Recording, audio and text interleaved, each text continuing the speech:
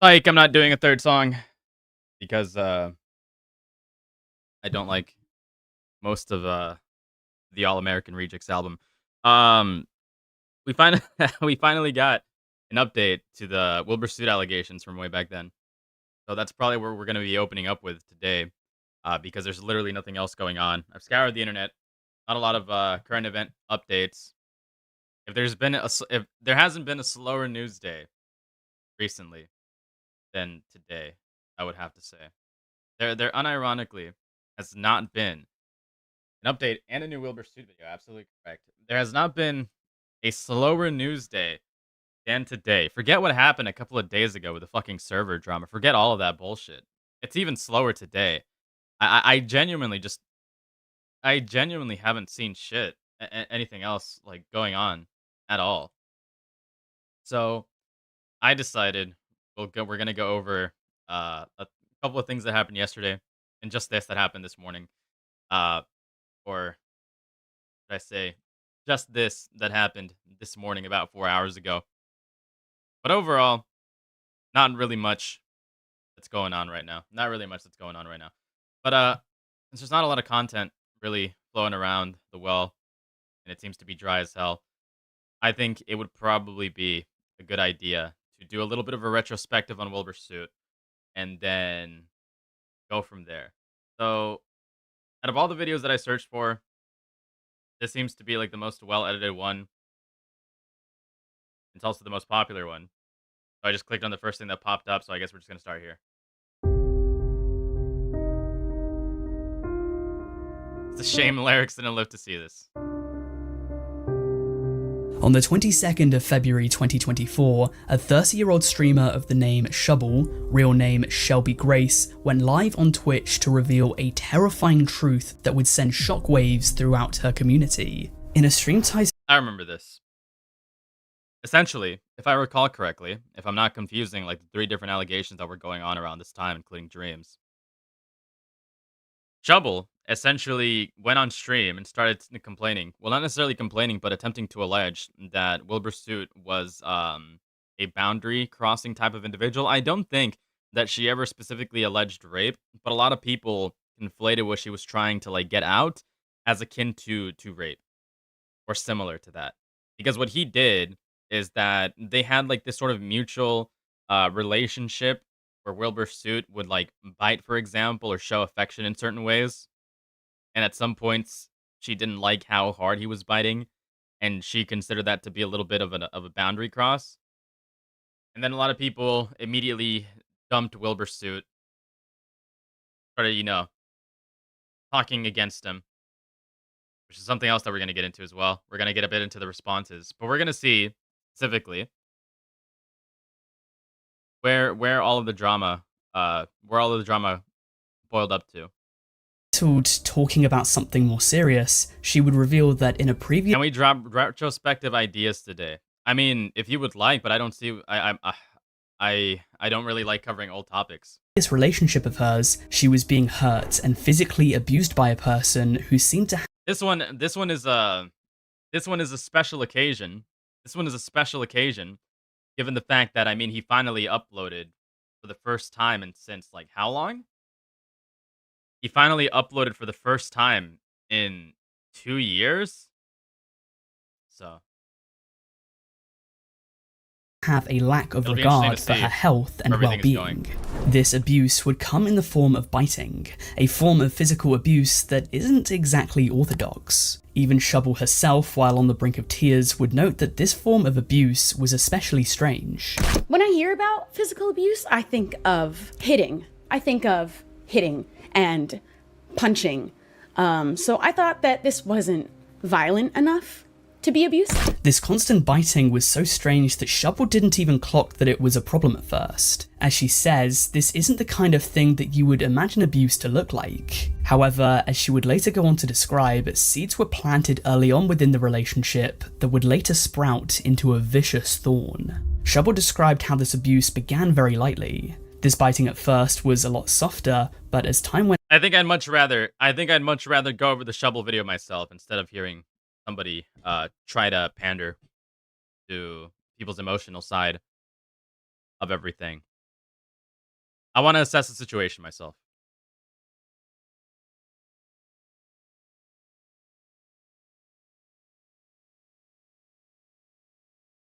I have always liked telling my different experiences that I've had in dating context, but what I want to stay focused on is this specific issue and the things that happened matter of factly and the things that people saw and witnessed in our circle. It took me 10 months after to heal, and I spoke with multiple therapists and tried different forms of therapy. I tried somatic therapy. That one was actually really good for me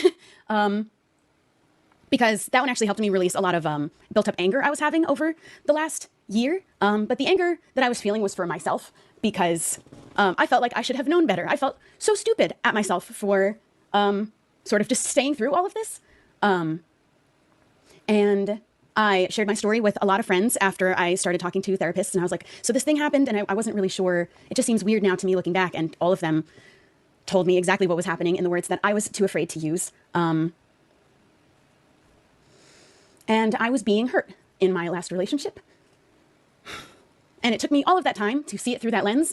I even posted an anonymous story to Reddit that I have now deleted with an anonymous account. But in posting that, I found a dozen other stories that were exactly like mine, exactly the same way. And all of the comments said exactly the same thing. And I was so mad at myself because I was lying too. I wish somebody could have archived that. I wish somebody could have archived that initial response, or that initial, I want to say, statement.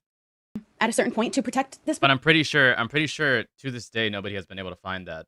But it would have been incredibly useful to have so that we can actually cross-reference differences of her story, or like hear where I want to say, I think people sometimes when they're given enough time to like sit down and think out their thoughts, they can give a much better statement in writing than they ever could in words.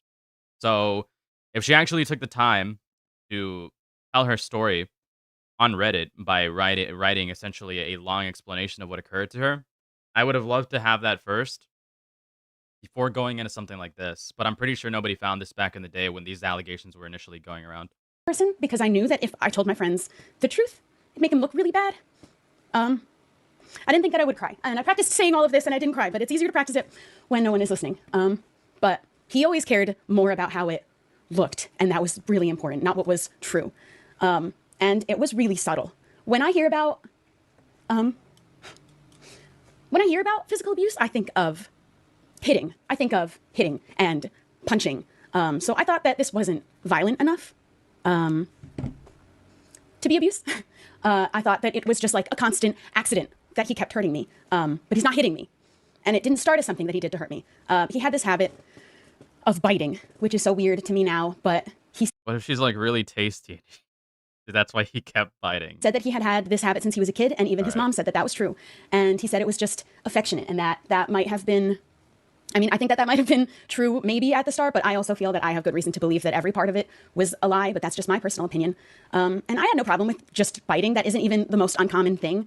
But he did mention something early that I should have taken as a red flag. And he wanted to make sure that I was okay with him biting me because he didn't want me to come back later and say that he abused me, which I thought was really. Okay, see, it's adding, in retrospect, looking back at this, I didn't cover these allegations way back in the day. I was more focused on the, what was it again? I was more focused on the allegations between George Not Found and that one chick. I forgot her name, unfortunately. I really should remember her name. But what all of these allegations had in common back in the day is that they all add this, like, very, very specific flavor when going into exactly what it is that they want to, like, bring forward. So she'll say like buzzwords or buzz sentences to make you feel or think a certain way. Like, oh, I should have taken this as a red flag from the very beginning. I should have seen this as a red flag from the very beginning because he was plotting against me for the future in case I ever came out and it didn't sound like he was abusive, so that I wouldn't assume that he was being abusive.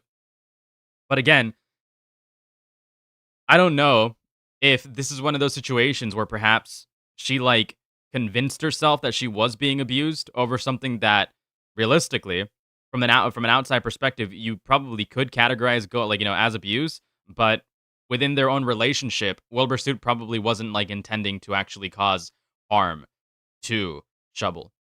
He probably wasn't intending to be malicious. He probably wasn't intending to, but again, that's besides the point, because abuse can happen in all forms and manners without the perpetrator. The one obviously being like the abuser, without the abuser actually knowing that what they're doing is abusive. But looking back at it now, after all this time has passed, I think people might have treated Wilbur too harshly. But I guess we'll find out more. I guess we'll find out more as we like refresh ourselves. Weird, considering he had never hurt me before. And so why would I call it abuse? And why was he thinking about that? And I thought he was being sweet, checking on me to make sure that I was still comfortable. But then here's the thing. Was he actually thinking that what he was doing was abuse and trying to, like, preemptively prevent you from assuming that it was abuse? Did he actually know that? Was that something that was in his mind? Did he consider any of that to be a form of abusive behavior that he would have to, like that he would have to get ahead of since the very beginning? Or was that actually just, like, an unchecked way that he did display affection that eventually got a little bit too, I want to say, painful at times? But of course I was, because he hadn't hurt me. And why would I think he ever would? And then he did, for the first time, by accident. And I don't specifically remember the actual first time that he bit me too hard by accident, because I didn't think that it would be significant. I thought that it would only happen once. And he started biting me more and more over a period of time, sort of throughout the whole relationship. And accidents of him biting too hard and really hurting me happened more and more frequently. But he always seemed genuinely sorry, and he decided that he didn't want to keep accidentally hurting me. So we were going to use a safe word, so he could learn where my limit was, where my pain tolerance ended. And saying that out loud now doesn't sound like that's not very sound logic. But at the time, I thought he cared about not hurting me. But in reality, it's like, why are you biting so hard? And why do you have to bite so hard? And it shouldn't be that hard of a problem to stop. That shouldn't be that hard. And he disguised it as this really quirky part of our relationship and was so comfortable sharing it with his friends to the point that he would do it in front of them. Yeah, but was it like, again, what was it him attempting to hurt you? Or was this not properly communicated? Because you could be claiming that, yes, you expressed discomfort, that you expressed that. Here's a problem with communication, is that when you try to tell somebody something, sometimes they can just misinterpret you in the worst way imaginable, either intentionally or unintentionally. So when it comes to situations like these, if you've ever been in a relationship, you could ask somebody, hey, please don't do this thing that really annoys me. And then they'll go ahead and do it literally that same day, a few hours later, and then annoy you. Them probably not realizing that it is a really big deal, because to them, stuff like that is just normal and enjoyable. So you have to be really firm. So while she may have communicated this, obviously it's not her fault that Wilbur didn't get the message the first time. But was there ever any like an additional attempt to try to like prevent this behavior from occurring again? Because people aren't perfect. I'm just trying to, like, you know, be charitable on both sides. If she did communicate, good on her, because communication should always be the first step on to this stuff.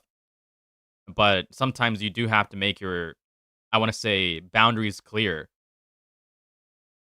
very, very strongly the first time around.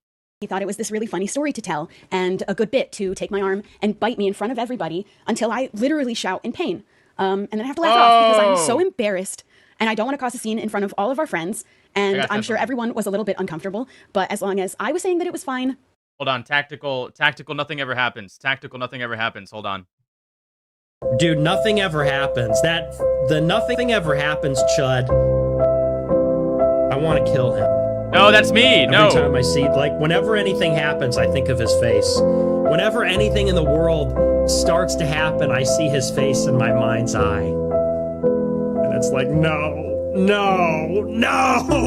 not again. This is me coming to haunt Nicholas Fuentes' dreams. This is me coming to haunt Nicholas Fuentes' dreams. One Latino man to another. Every time I come in with a mariachi music. You're thinking he will be defeated, it's like, finally. Every time something happens, you're like, finally. You're gonna die. You know, nothing ever happens. And then we never die because nothing ever happens. Nothing ever fucking happens. Lose. And every time, he's undefeated. Every time. The arc of history is long, but it bends towards the nothing ever happens, Chud. Nothing ever fucking happens. You think maybe it'll happen just this once. World War III? Not happening. Iran posing a serious threat against Israel? Never happening. Unless for whatever reason they can get nukes. But nothing ever happens. Anyways, back to the boundary discussion. Oftentimes I find myself needing to be more stern with men when it comes to boundaries. Oftentimes, I mean, I guess depending on the person and depending on the type of person that you hook up with, you would probably also have to be pretty stern with like any gender. I'd have to say. I can definitely say I've had experiences where I've had to be like, okay, no, please don't do that because I'm not really used to something like that. Give me like a moment to warm up to it, and then they do it anyways.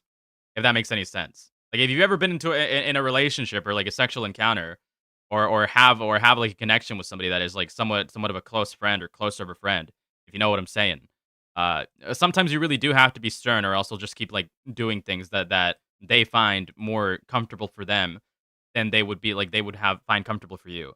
And sometimes it's not even them like intending to cross boundaries. It's just to them, it's just something normal that they think is like playful or a little bit sensual, so to speak, more intimate. Whereas for another person, it might be completely different. It might be like the complete opposite. It might be heavily uncomfortable. It might not be normal at all. So it's really important for like, you know, hard boundaries to be set from the very beginning. So it's entirely possible that they just had this issue where hard boundaries weren't set and he just kept doing something thinking that she was just slightly annoyed rather than it actually being a problem. And unfortunately, we don't live in a perfect world where even if you're slightly annoyed at something or somebody, that person will stop because you're slightly annoyed. If we lived in a perfect world, nobody would annoy anybody ever at any point in time. Nobody really felt like they needed to be concerned, and that's not anybody's fault because I was lying. I was lying, and it wasn't fine because I would go home later and yeah, you can be polite about your boundaries, but sometimes you really just need to like put the fucking foot down. You really need to be like, you know, like fuck off, stop doing this, stop irritating me, stop annoying me. This is like what I expect from you in my life, and if you can't follow these expectations, then get the fuck out of my life. tell him how uncomfortable I was, how much I Hello, didn't like Flavorless. being hurt all the time.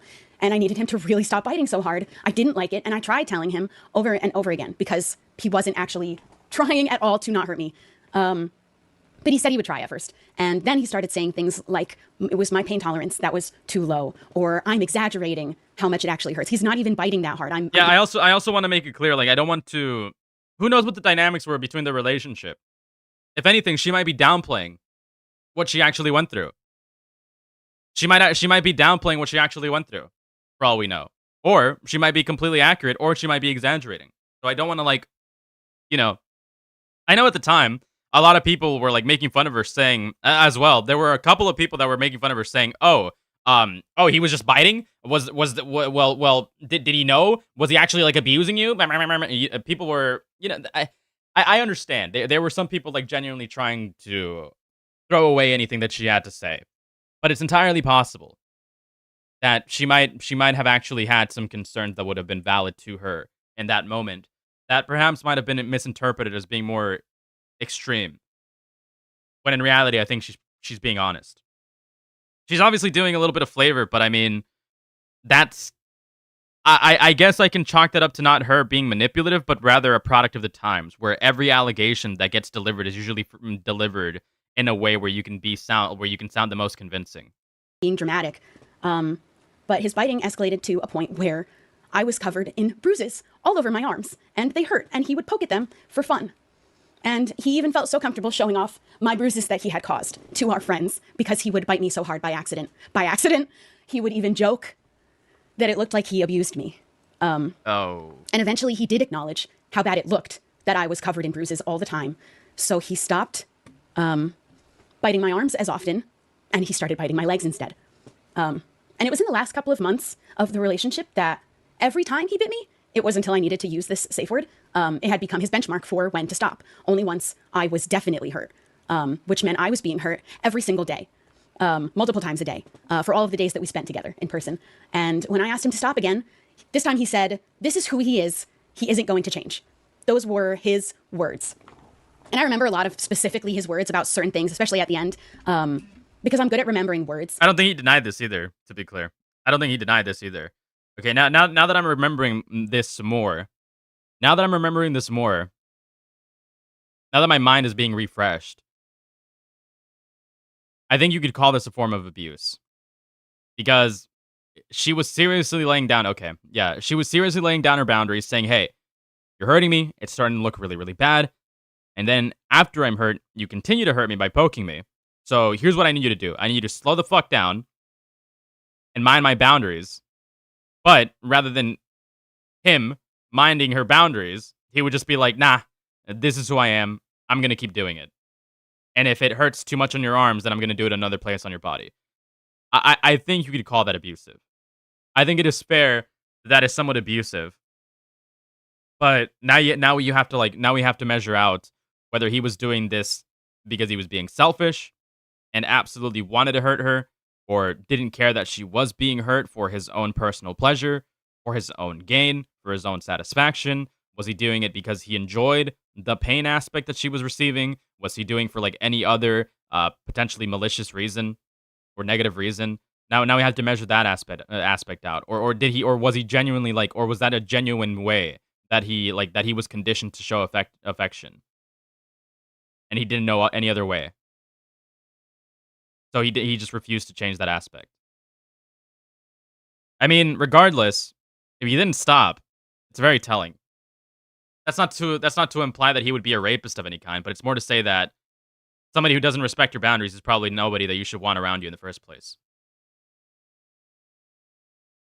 What do you mean I refuse to review the context? Did you not hear me like go whoa earlier? Because I literally went whoa as soon as I saw that. And especially his wording, I became I did this to my BF. I refused to see I failed to see the problem. really good at remembering because he was constantly contradicting himself, and I would notice, but most of the time it wasn't worth picking a fight over. But he would fight me on it sometimes because I would point it out, and okay, he would. So it seems okay. So I was wrong. It appears that she was definitely attempting to communicate, and based on Wilbur Suit's response, a little bit after,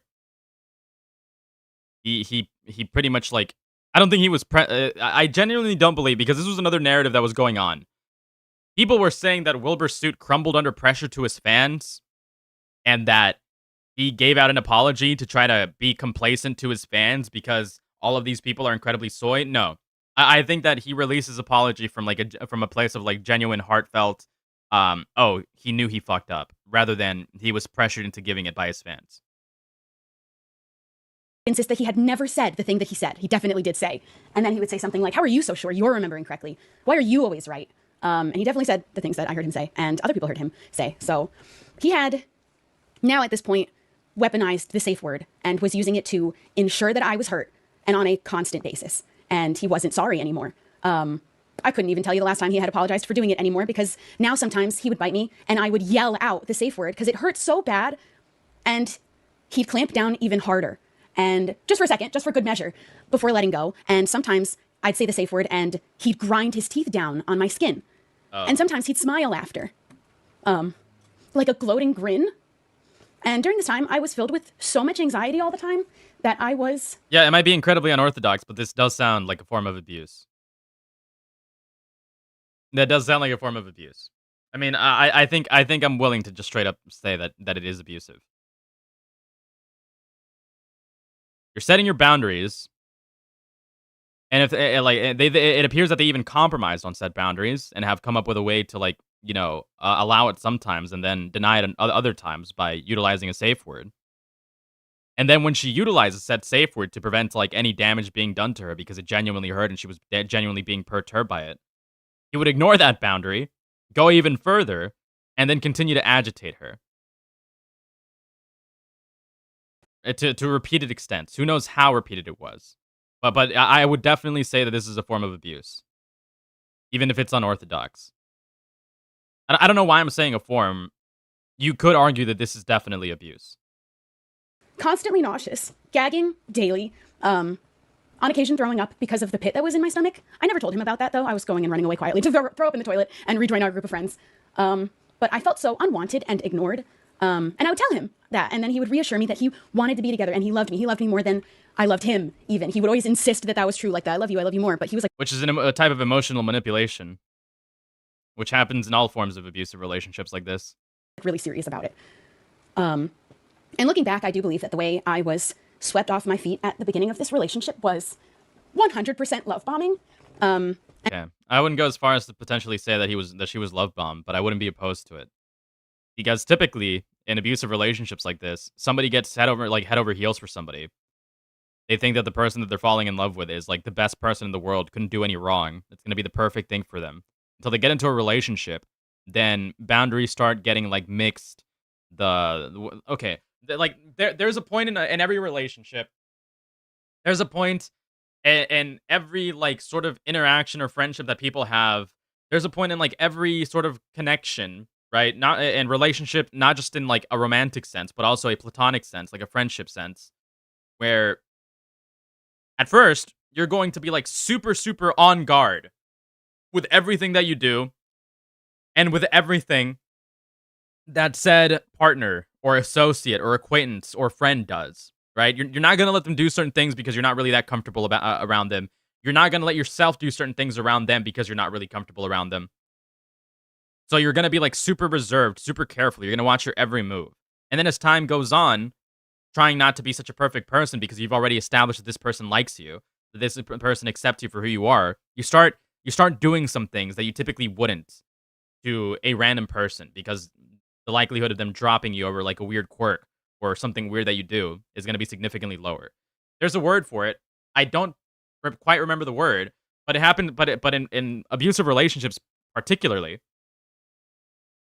somebody is very careful not to do some of these weird behaviors that they're aware of, and wait until like a couple of months pass where they've already established this sort of like relationship that they have, and start like muddying and like sort of mixing up what it is that they're about, or like they start like pushing certain they start crossing certain lines that they typically wouldn't because the relationship is already established. So sometimes they go out of their way to do some things that they wouldn't have in the beginning, which would be around the same time. You guys know what I'm explaining. I'm overwording this. I'm overwording this. Essentially, in the beginning, everything's gonna seem fine. It's gonna seem perfect until the person decides they're comfortable enough to start doing things that they typically wouldn't to somebody they just met. And we were friends for a time. At least people would have thought that, actually. But I use the word friend very loosely because I don't want to call it the honeymoon phase, because the honeymoon phase can be specifically applied to just any relationship where you're really enjoying somebody's company, like really, really enjoying somebody's company, and then all of a sudden that enjoyment just starts to waver as the excitement gets loosened. It doesn't necessarily apply. That I'm talking about something very, very specific. An abusive person, a manipulative person, during the beginning of a relationship will typically not show signs because they know that if they start showing signs, they will immediately get dropped because they're red flags, obviously. But as time goes on, they start exerting more of those negative traits because they know they can get away with it. They start crossing certain boundaries and start mixing everything up because they know that now that they're in an established relationship, they have more leverage. A honeymoon phase is completely different. A honeymoon phase is just when you really, really enjoy the company of somebody. And then like the rose-tinted glasses all of a sudden start not being so much more rose-tinted, and you start kind of losing the attraction to the person. Am I speaking from experience? I mean, I don't think I've ever been an abusive type. No. But I have, not necessarily dated, but I have hooked up with women who have definitely been abusive in other relationships. I can tell you that. I've never been a victim of it, but I can spot it from a mile away. Actually never spoke to each other outside of group chats. We were in together a handful of times throughout the whole time that we knew each other, but did not talk to each other. So I wouldn't have even called him my friend until he found out I was single, waited a few weeks to reach out, and then we started a friendship. And then that friendship turned romantic, and then he made these huge romantic gestures. He wrote me the most beautiful love letter that I had ever read. He called me his soulmate. He talked about forever 1 month in. He told me he hadn't been in a relationship in 5 years. He thought he could never find love again before he met me. He said he wanted someone to grow with. He wanted to be a dad. He had all his names picked out. And I didn't have I don't think this is exclusive. I don't think this is exclusive to somebody who is just manipulative or abusive. I think this is just a general trait of somebody who doesn't understand human connection. Right? Like, you're not going to meet somebody first day in and then immediately start saying, oh, here are my dreams, aspirations, what I hope to accomplish, what I'm all about, what I love, what I don't love, what I'm passionate about, blah, blah, blah, blah, blah. Right? That's typically the signs of somebody who's just not well socialized. preference because my feeling of it is if the timing is right and with the right person, I could. But That's also typically typically the signs of somebody who's just very insecure. I'm not super pressed about it. But I started opening my mind up to the idea with him because it seemed so important to him.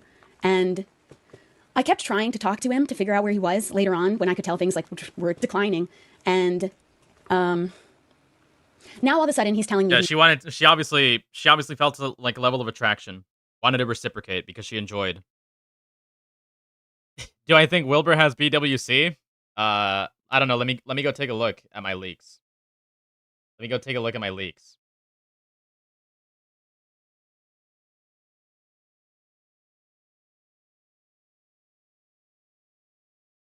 I don't know. Could be like MWC to BH, but it's hard to tell. It's hard to tell. It could be MWC. It could be MWC, to be honest. He's not sure he wants kids at all. In fact, he has never been attached to the idea of kids. And I told him that isn't What the fuck you mean send you guys? I'm not gonna send you guys shit. what he said before. And he said he's allowed to change his mind. And I'm of the opinion that in a relationship, there are a few things that you are not actually allowed to change your mind without letting your partner know. I think that kids is one of them. It wasn't even important to me. Yes, there's like very, very important negotiations to a relationship, such as kids that you just can't change your mind on, because that's probably one of the reasons as to why you guys fell in love with each other, why you guys got into a relationship in the first place.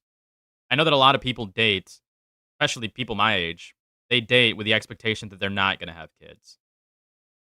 And I actually have seen some relationships crumble over somebody wanting to have kids, but another person not being prepared for the responsibility that comes with it. I think marriage is one of them, so I brought that up next. And I asked if he still wanted marriage. He said he wanted to marry me. And then he said, now, I'm not the commitment guy. You know that. I didn't know that. I don't even have these things, Meritazapine. Ask somebody else. Why are you dating? Ask the gay man in our community. In fact, ask the gay men in our community. In fact, he was telling me the exact opposite every day. He would tell me he still wanted to be together. He wanted to work on all of the problems. He wanted me at the end of everything. He did not want to break up. He made that very clear. And I have, though, caught him in lies before, but usually it was small stuff, and Yeah, it sounds to me like Wilbur is the type of individual that's not really well socialized, doesn't really understand what it's like to be in a relationship, finally got the chance of dating somebody that's obviously way over his fucking league, right? Which is typical for people that are in positions of like popularity like this, where it's incredibly easy to, come up and be really appealing due to your like social status. Again, I didn't want to. It wasn't anything. It's obvious to me that most of this probably occurred, even though it is abusive. It probably occurred because Wilbur Sood is just like, for lack of better words, an autistic moron. I'm kidding, but like a socially inept idiot. A socially inept idiot, for lack of for lack of a better description. It seems to me that most of this probably occurred because he was like a very socially inept idiot, which isn't an excuse. If somebody's communicating with you and you're not reciprocating the communication and telling you, hey, maybe you shouldn't do this anymore, and then you oblige and say, okay, fine, maybe I won't do this anymore so that we can have a comfortable relationship and we don't have any problems, then it is more than fine to have a problem against that person. It is more than fine to say, hey, fuck right off. You're being a fucking, like, jerk to me. Get away. I'm going to break up with you. It is perfectly fine to do that. But it appears that Wilbur Sood just wasn't capable of that. Worth rocking the boat over, which isn't normal for me. I hate lies, and yet I ended up lying for him. So, but he had lied about big things. And he had also been caught lying by his friends numerous times. So this is something that he feels is acceptable to do. And everything reached a breaking point when he was about to leave for an extended period of time. We were not going to see each other very much, a few days out of every few months. I don't have them saved. I don't have them saved, Meritazapine. Somebody fucking sent them to me. Fraud. And now, suddenly, he is dumping all of these problems that he has been having feelings about all of this time later. At one point, he said he's been feeling this way a couple months. At another point, he says he's been feeling this way for 6 months, immediately contradicting himself in the same conversation. And with no time to do anything about it. I arrived, never mind, I'm going to get to something later, but I literally arrived for 3 days. Yeah, it seems to me that Wilbur Sood's biggest problem is that he's an emotionally immature idiot who also happens to be a socially inept idiot that wasn't really capable of communicating these boundaries, and when these boundaries were heavily when she heavily tried to set these boundaries, he didn't reciprocate because he does have like these selfish tendencies, which I would call a form of like manipulation and definitely abusive. But now we have to measure out the severity of the abuse. Could he have learned from this relationship in the future potentially and not exhibit the same type of behavior around another woman? Probably, more than likely. If this is also like one of the first romantic experiences that he's had in a long time, it's also probably like a learning experience that he could definitely grow from. Conversation to happen and then leave. My cat just woke up and she's not. Why are we revisiting this? Because he posted an update. So we're doing a little retrospective. Mainly because I want to make a segment out of this. Wake right now. Hi, my love. It's really close to her dinner time. I should have fed her early. So no time to fix any of the problems all of a sudden because there are 3 days before he leaves. And he insisted he did not want to break up. So he was expecting me to have a solution somehow magically, and I gave a number of solutions. Yeah, he was panicking. He was panicking because he wasn't used to this level of confrontation. He wasn't used to this level of like compromise. He wasn't used to this level of just like understanding your partner because he's probably not romantically experienced, probably not even sexually experienced, probably not even like socially experienced. And he doesn't understand that sometimes when it comes to talking to an individual, if they set their boundaries and don't want you to cross their boundaries, you have to understand that you shouldn't be crossing said person's boundaries or expectations. Because if you want to be in a committed friendship or in a committed relationship, you should respect somebody's boundaries, right? And if you don't, then you have no entitlement to said individual. You have no entitlement to like receiving any sort of reciprocation, respect, friendliness, or romantic interest from said individual, unless you're completely selfish and feel entitled to said aspects. That would have a way forward for us to be together, but he refused to make any compromise whatsoever. And he said that the relationship was starting to feel like a responsibility towards the end. Also his words. A relationship is a responsibility, is a thing. A relationship is always a responsibility. When you want to be friends with somebody, and I'm not talking about like friends as in like, oh, somebody that you just like, you know, call a friend in passing because you guys hang out and talk to each other and play games and whatnot. If you want to be like a genuine friend with somebody, a genuine friend, somebody that you respect and that you expect to be there with you by your side, and this is even before the relationship, having a friendship is a responsibility to not like fucking bullshit them, a responsibility to not treat them like shit, a responsibility to not like go out of your way to do things that they don't like or respect. A relationship, it's like that, but tenfold. Now it is your responsibility to make sure that your expectations are being met and that their expectations are being met. And if you can't compromise on set expectations, then you are bound to have either a very messy relationship or a very short-lived relationship. What do I call my viewers? I don't know. You guys name yourselves. I don't really call my viewers anything.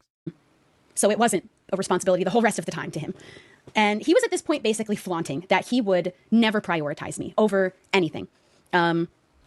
She's eating melon. All right. Please don't cause problems.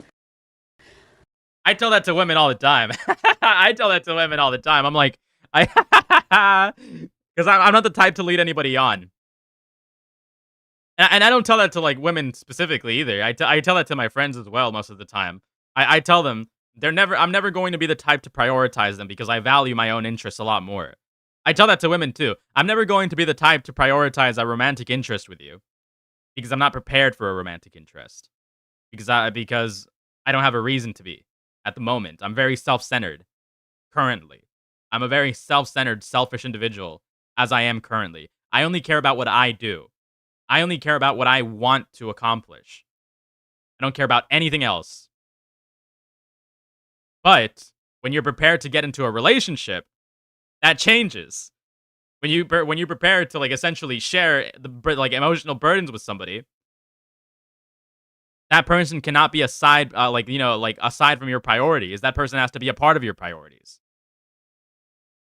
And I wasn't even asking for literally even the bare minimum. I was asking for so little, and I was watching him give exactly what I was needing in the relationship, all over the place to anybody else who just happened to ask and just wasn't me. So, and he was never going to prioritize me over anything that would give him more fame or money. In fact, he said that himself. Based. But at that point, don't be in a relationship. That was exactly why he was not going to compromise at all for a solution for us to be together, because he said he wanted to see how much fame and money he could get. And based? Question mark, exclamation point? I do the exact same fucking thing. I just thought we wanted to be together. I thought that's what we both wanted, because that's what he was still saying he wanted too. To be clear, fuck, dude, I used to be a workaholic. Back when I was a teenager, up until a couple of years ago. I used to be a workaholic. I used to work 2 jobs. I used to work very long hours once I got a higher position job. And even before I essentially like took a little bit of a break, I used to work 12 hours a day most of the time. 9 to 12 hours a day. And even now, I still like in my own time, I still prioritize work over play, so to speak. I still prioritize like certain responsibilities over my own benefits.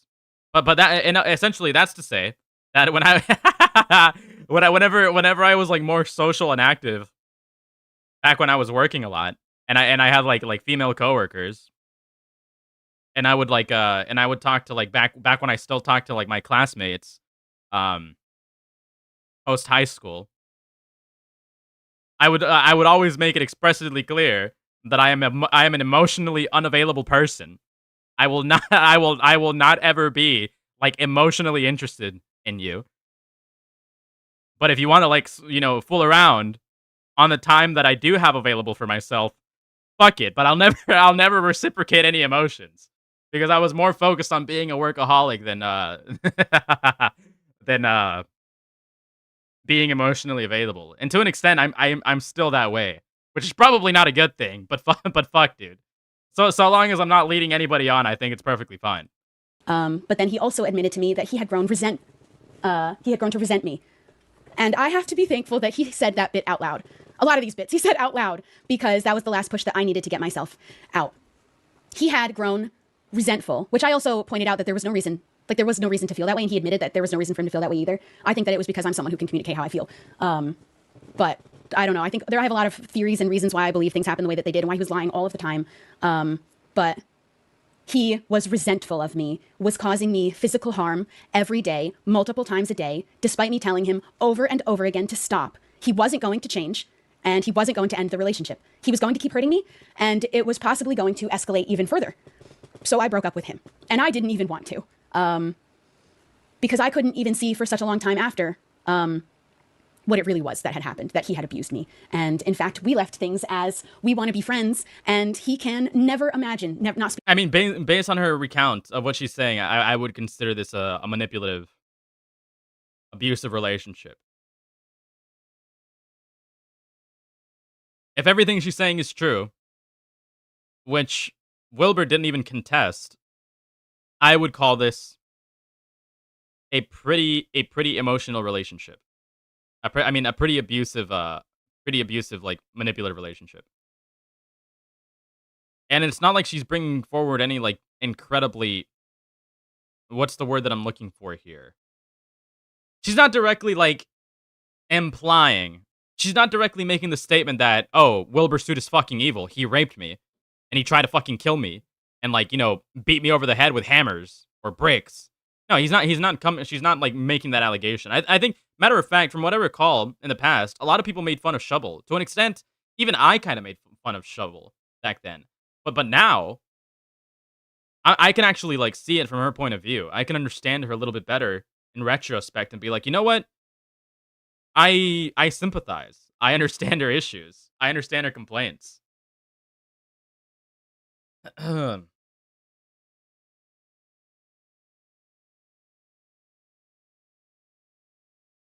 So, I mean, I do feel I think that if she's like this wasn't like the what's it called? Fuck. I think part of the problem is that this was around the time when multiple other allegations weren't being taken seriously. There was like the Katie Bugs George Not Found drama, and Katie Bugs definitely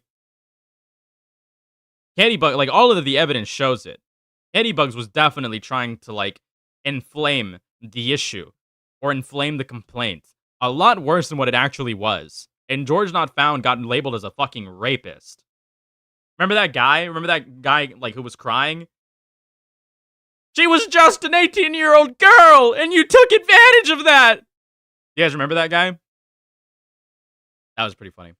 But Katie Bugs was definitely like inflaming her language to try to paint George Not Found in the worst way possible. So when I compare that to this situation, it appears that like Shovel is being quite honest. It appears that she's not like trying to over egg what it is exactly that she's laying down. She's literally saying, "Hey, I had a relationship with this individual. We broke up. This is why we broke up. It was very hurtful. I didn't want it to happen at first. I really tried. I would consider this abusive, but I don't like hate the guy. He probably hates me, but I don't hate the guy." Speaking to me again. And then he never spoke to me again. Outside of like a couple of exchanges where I needed to ask for my clothes to be shipped. So at least I got my clothes back. Denying it all! She cried in my arms! However, he did throw away all of my other things without saying a word to me about it. Yeah, Shovel's situation was before Katie Bugs, but remember, this was around the time when like Dream was being like, you know, getting allegations left, right, and fucking center from so many different fucking like fake accounts as well. Hundreds of dollars of things from my office were trashed without a word, and I didn't block him till 10 months later because I didn't block him! I didn't block him! Whoa! BBC confirmed. I'm kidding. Door still. I really thought I wanted to be his friend. But I don't feel that way anymore. I do believe he was bottling up so many emotions, and he would never talk about how he felt. I think he did admit that he felt like he couldn't say it any sooner. Like there was just no possible way to say how he was feeling sooner than the absolute last possible chance. Like not even a chance, because 3 days before he left, that was actually a lie too. Also, he didn't leave. I think I'm siding with Shovel on this one. But we'll keep looking. We'll keep watching. I think I'm siding with Shovel on this one a lot. Like she seems genuine because she's even saying I think he does have some issues. I think he was like bottling up all of these issues, and I would have liked to understand, but like he just never communicated with me. He just never talked to me. For another week after I left, he brought me in. Had this 3-day conversation. He was supposed to leave, and then he stayed for another week before he left with all of the friends that I was also meant to see, but he had lied to me about the dates too. But I do believe that that he was bottling up so many emotions that he was taking it out on me physically. I believe there was a moment where he knew that he didn't want to be in the relationship anymore, and instead of just ending it, he tried to push me away any way he knew would hurt me, and he knew all of the ways that would hurt me the most, and he knew he was hurting me. There was no way that he didn't know because of the safe word that he made, and he just didn't care. He was hurting me, and he didn't care, and even looked like he was enjoying it sometimes. And I can look back now and I can see all these instances that were really major red flags. There was this one time that he pinned me down and asked me to try my absolute hardest to get him off of me. And I couldn't do it, obviously. And he said something to make the point that he was so much stronger than me that I wouldn't be able to fight him back. What are we talking about? You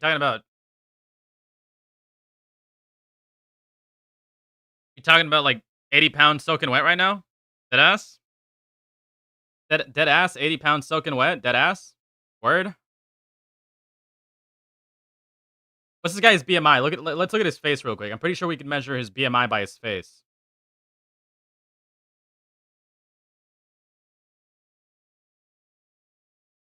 I firmly believe that every woman in the world should go to the gym and get strong. A man should not be able to physically overpower you. Okay? A man should not ever be able to physically overpower you, is my opinion. And if they can, they should at least have to struggle to do so. I believe every woman should have a level of strength. I mean, Fight back against what? What do you mean? You don't say shit like that to people? That's insane. And I was also sexually assaulted by my first boyfriend, and he knew that. He had stopped giving anything to the relationship, and he said that why was because he was just waiting for things to change on their own. He said Which he doesn't also didn't happen. Yeah, this guy. Okay. All right. That settles it. That settles it for me. If that's true, that settles it for me. This Wilbur suit guy was a chronically online, terminally online, chronically indoors individual. Never went outside, never socialized, never talked to anybody, didn't know anything about having like any actual genuine relationship or connection. Thus, he didn't know how to reciprocate or compromise. So he would just act the only way he knew how. And the only way he knew how, unfortunately, was not with maturity, but just to be what sounds to me a self-centered, egotistical asshole. So would I call the relationship abusive? Yeah. Would I call it manipulative? Yeah. have the time or energy anyway to do the things Would I call him expressively malicious? Probably not. that I was asking for, but then would constantly make any bit of time and energy for anybody and anything but me. And he would say he wanted more quality time. So then I would try to arrange things for us to do online because we were long distance, but then he would complain that he doesn't want to spend all of his time on the computer anymore. And then we'd be there in person and all he wants to do is stay inside, play games on his computer, watch movies. He doesn't want to go out. Yeah, based? Let my man be a neat. Hold on. How old is Wilbur Suit? I have a meme for this. Wilbur Suit is 28 years old. He would have been 27 years old yesterday.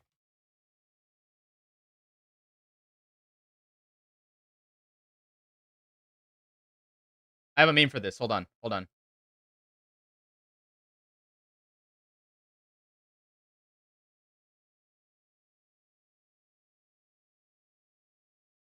Here. This works. This works. This works. No, it's not the one. Fuck. Hold on. Please. There we go. Yeah. Yeah.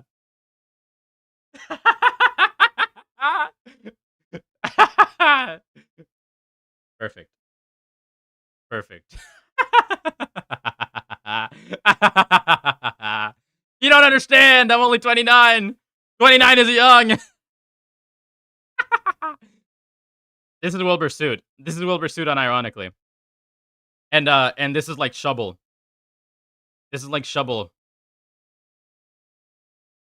Or would this be whatever? And I'm not saying any of this next part to be mean.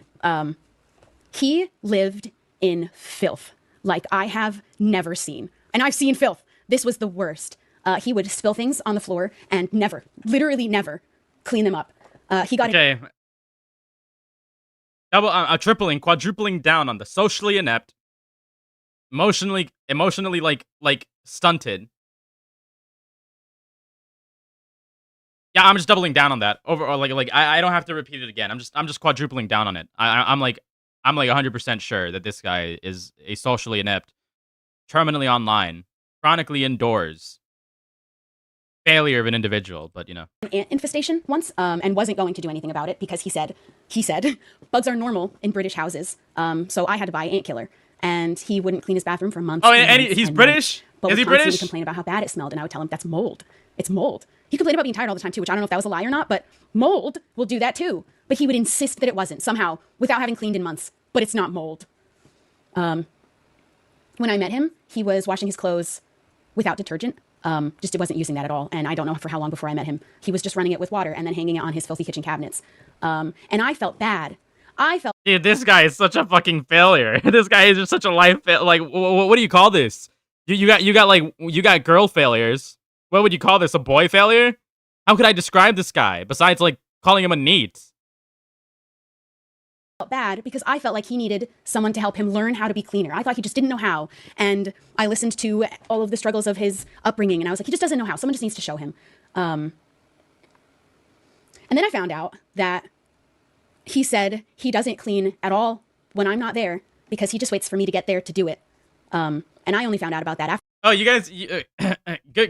You know what? I'm gonna do a little bit of a derail. I'm gonna do a little bit of a derail. Shogun has been posting anti-Tommy propaganda. Looks like Fatty has silently chosen a side. I noticed something yesterday. And now I asked somebody what they thought about this chain of tweets. You're a product of your own environment. Posted at 9:34 p.m. That's why I'm retarded, Willie Mac says. And then Tom posts this GIF. Now, who has all been name dropped or been partially involved with a Tommy C versus Chud civil war? Tom has been name dropped. Nicholas Diorio has also been name dropped, and also has been mentioned as a part of saying certain things in DMs. Willie Mac just doesn't like Chud or Queeman or J Stock or any of that crowd, which is kind of retarded. Because if you can't take shit, then again, why are you trying to whatever? Why are you trying to act like a big dog in your video? Now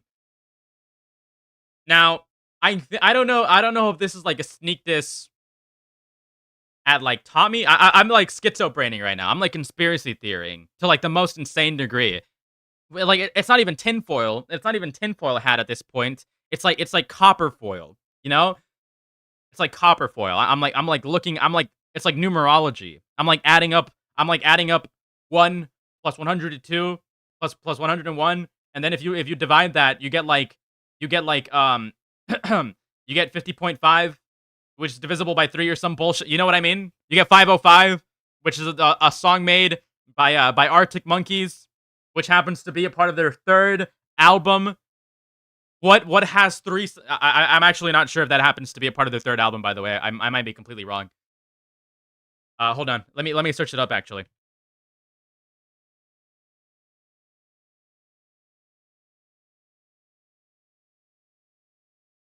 Okay, it was definitely not their third album. I lied.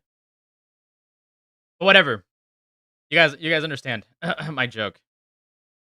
But could this have been a sneak diss at Chud or Tommy C? Who knows? But hey, all I'm saying is possible. After we broke up, because he said it behind my back. I was doing all of the cleaning and laundry for him. Also, I had a separate bathroom. I want to make that clear. I wasn't using that bathroom. I had a separate bathroom that I cleaned for myself. I had cleaning supplies. I don't think he even actually knew I had cleaning supplies in there. But I had my own bathroom. All the cleaning, all the laundry, all of it. Never mind. Theory over. Theory dead. Micromonics, you're so right. That is literally like the Anissa joke. You're right. Never mind. Theory dead. Oh, Slug raid. Thank you, Slug, for the raid. Appreciate you, buddy. Appreciate you. We're doing a fucking Wilbur suit retrospective. All of the paper towels, like soap, all of that only stayed in the house so long as I was buying it. I would arrive and there would just not be toilet paper in the whole house. There were paper towels instead. And who knows for how long too. I was paying for food more than half the time because he would often push me into ordering food for us, even if I had paid for the last meal or the meal before that. And I'm of the opinion now that I shouldn't have been paying for any food. None at all. But I wanted to I thought I was being equal by at least doing like a back and forth. But I ended up paying for food more often than just going back and forth anyway. And he would do this to his friends all the time too. But I was also paying for every plane ticket and the cat sitter, which cost roughly the amount of a plane ticket to England. And he never offered to help me pay after the couple of times he did come here to visit me because he paid for the flights that we would both take. But that only happened twice at the very beginning. I have actually had a friend tell me that this is financial abuse. All right, so I had actually had a friend tell me this was financial abuse, probably, but I wouldn't go that far. I think don't overegg the pudding. So what's my conclusion? Wilbur Suit is a fat, lazy, abusive piece of shit who deserves to. No, I'm kidding. That's a joke. But yeah, my conclusion is that the guy is just a complete failure of a human being. And he probably did, maybe intentionally or unintentionally, abuse Shubble. And he was more than likely a manipulative individual as well. Just remember, guys, to all of my failures out here, watching me, also a failure. Like Chronic, for example. I'm gonna point out Chronic specifically because I'm going on an all-out war. against my annoying chatters, as I mentioned yesterday. Just remember, if you think that you're a complete fucking nobody that is incapable of doing jack shit, that happens to be completely retarded, gross, idiotic, doesn't clean your room, doesn't whatever the fuck, all of these like failing traits. Just remember, if Wilbur's suit scored, you can score as well. You can score as well. If somebody like Wilbur's suit managed to pull, you can pull as well. Remember that. Remember that. Keep that close to your heart. Just when you think it's so over, just remember.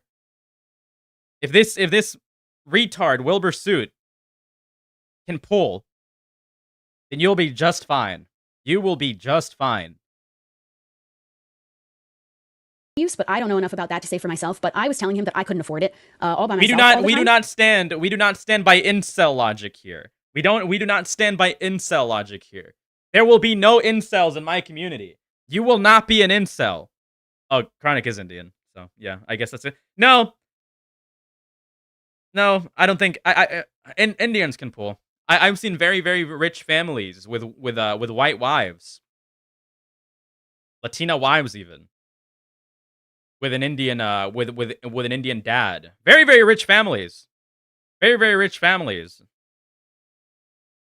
So, I mean, hey, all I'm saying is,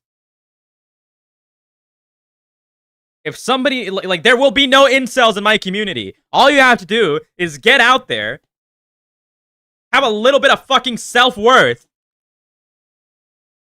and start rizzing people up. Start rizzing people up. That's all you need to do. That's all you need to do. Everybody can make it. Everybody can make it. We're on full WAGMI mode right now. Where's my chud? Where's my chud meme? That's like, where's my chud finally finds a girlfriend meme? Where is it? Where is it? Where is it? Where is it? Fuck!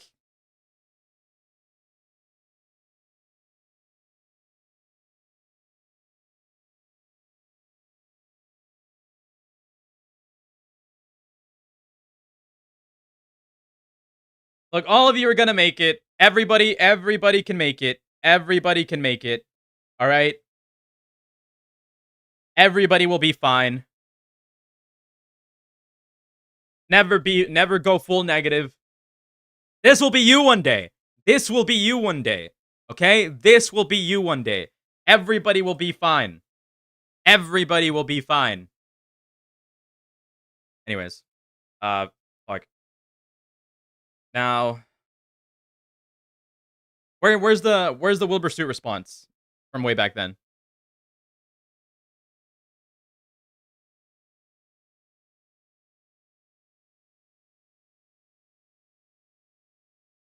Found it. Hello, people of 2025. Oh, not this one. Fuck!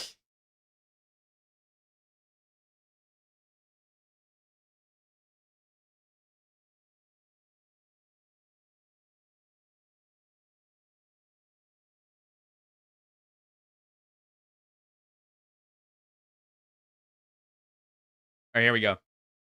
In the past week, a series of allegations have been made over my conduct from an ex-girlfriend. I want to emphasize that although I feel it fair to offer my perspective, this person's feelings are completely valid. I have taken my time sharing the statement as I wanted to process and respond respectfully and with the hope to gain a deeper understanding for the situation. During our relationship's final months, I regrettably became slobbish, disrespectful, and selfish. These actions caused a lot of pain to my ex-girlfriend, and I've since sought therapy to address these behaviors, making significant lifestyle changes to rectify my past actions. I have come to realize how much my past behavior hurt this person, but I truly, compassionately believe I have made great strides from the person I once was and hope I can continue to grow and improve on this trajectory. The allegations of abuse, particularly in the form of biting, deeply shocked me. I mean, yeah, it is kind of a shocking and like maybe a sort of like disproportionate allegation, but I think she's well within her right to feel that way.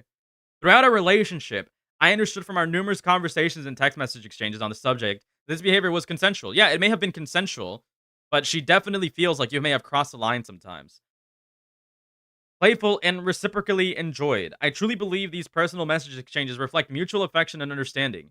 Out of respect for her, I choose not to publish them, and I emphasize my perspective is not shared to diminish or invalidate anyone's feelings.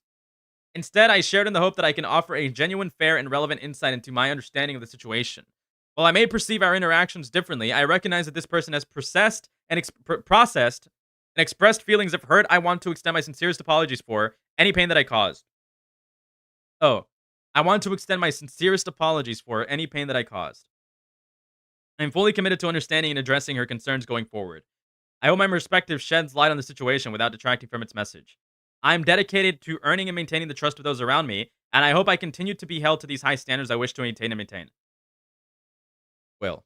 So I think it is. I think it is more than fair to say that Wilbur's suit is probably being fairly criticized by Shubble. She wasn't being like directly dishonest, as I mentioned earlier. She probably did have like a lot of grievances that it was well within her right to air out, and I think Wilbur's suit understood this based on her response and responded accordingly as well. He probably wanted to like soften the blow of the abuse allegations, which I could understand, right? A little bit of self-preservation, but I'm pretty sure that even he understands that he might have crossed the line at some points. So that's my opinion on that. Let's see the update video. What, Abby? I wasn't reading. I wasn't reading chat for a second. What? You're a gay cell, a chud cell, incel. What am I gonna do about it? You're banned. Somebody ban that guy. Somebody ban that guy.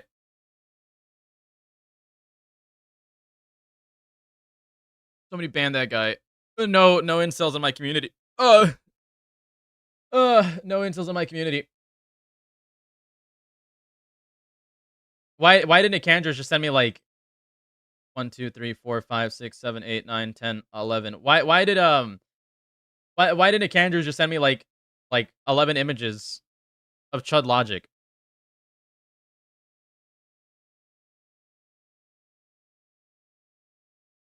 Why did Nicandros send me like 11 images of Chud Logic?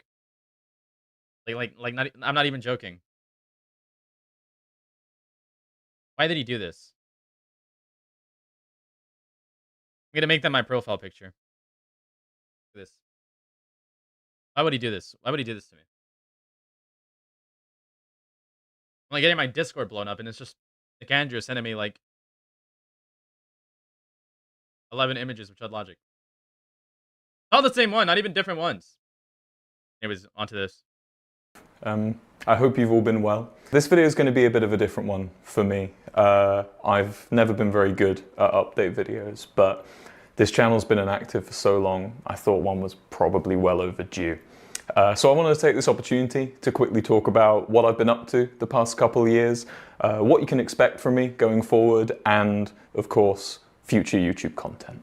I've been really quite busy these past few months, so I haven't really had that much to show you guys anyway. But as most of you probably already know, that isn't the only reason I've been so quiet. If you don't mind, I'd like to take a quick minute to touch on that before I move into what the future holds.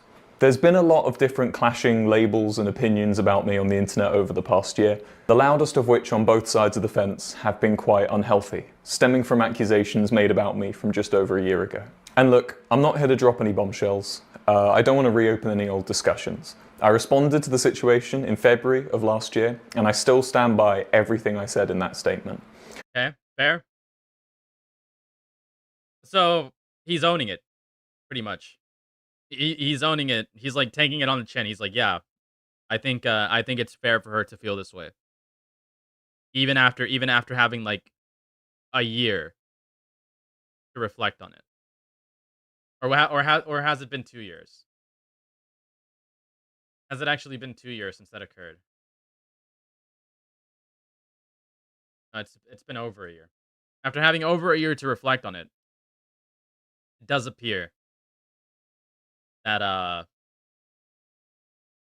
he understands that he was in the wrong in this particular case.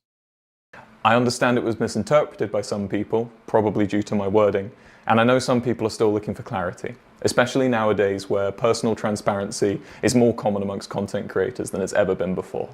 However, this clarity, the clarity I've offered to my close friends... Also, keep in mind, this guy is 20 years old. I should have brought that up earlier. This guy is 20 years old and acting the way he was in that relationship. Remember again, never be an incel. If this guy can do it, you can do it. And my family would mean publicly sharing deeply personal parts of my private life and my relationships with the internet. I've never been comfortable doing that, and I don't believe that should be the cost of being understood. All I can say is that the labels that have been attributed to me by social media are not true, and I don't accept them. I don't believe in this expectation that content creators should use their platforms to attack and defend, and I definitely don't think that's how serious accusations should be handled. I felt this way for a really long time now. Yeah, I don't think I don't think that content creators should attack or defend. I don't think that content creator. Let me translate that for you. I don't think that content creators should be able to criticize allegations that may come forward on the internet at any point in time. Great stuff.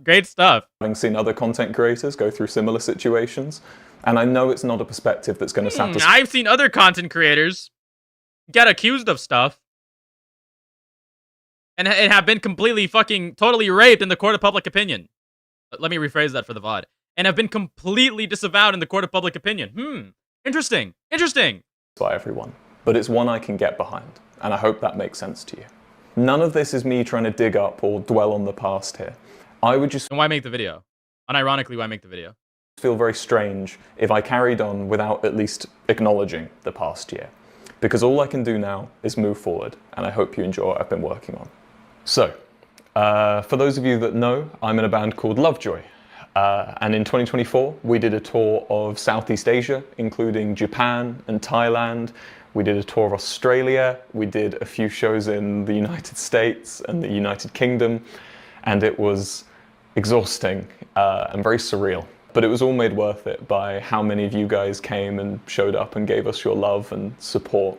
We're eternally grateful. And we filmed a few hours of behind the scenes footage while we were out there, which we've already edited down and put onto our new behind the scenes channel. So if you're at those shows, you're a Lovejoy fan, or you're just a fan of behind the scenes content, you can go and subscribe to that. It'll be down in the description. The band and I wrote a few tracks, and then in classic fashion, we scrapped all of those tracks and started work on some new ones, which later came on to become our finished debut album, which will be coming out later this year. I wish I could tell you the date, but I am not allowed. But if you can't wait, our debut single, with Rob as my witness, is coming out on June 20th, complete with its own music video on our official band channel, which will be in the... Wilbur has so much white boy swag? Motherfucker. This motherfucker wasn't wiping his ass because he wasn't buying toilet paper, and you want to say that this guy has white boy swag? Aight, bruh. Description. Aight, bruh. There's going to be plenty more gigs and shows and festivals planned for the rest of this year, most of which aren't even announced yet. So if you don't want to miss those, go follow us on Instagram, down in the description as well. But now you may be wondering what is happening with YouTube content, specifically this channel right here. Well, I am coming back to making YouTube videos. However, I'm probably done with Minecraft for the time being. Okay. I also thought instead of publishing it on this channel, I would instead move my content onto my old channel, which I made in 2017 and has the incredibly creative name Wilbur Soot. If you've been following Meritazapine wanted to fix this guy, by the way. Meritazapine wanted to fix this guy. He wanted to fix this guy. Yeah, and until she found out that he wasn't buying toilet paper. You'll know it's currently got my YouTube. Oh, by the way, to be clear, I don't know if he was or wasn't. I was just making that joke, but according to his response. Where the fuck is it?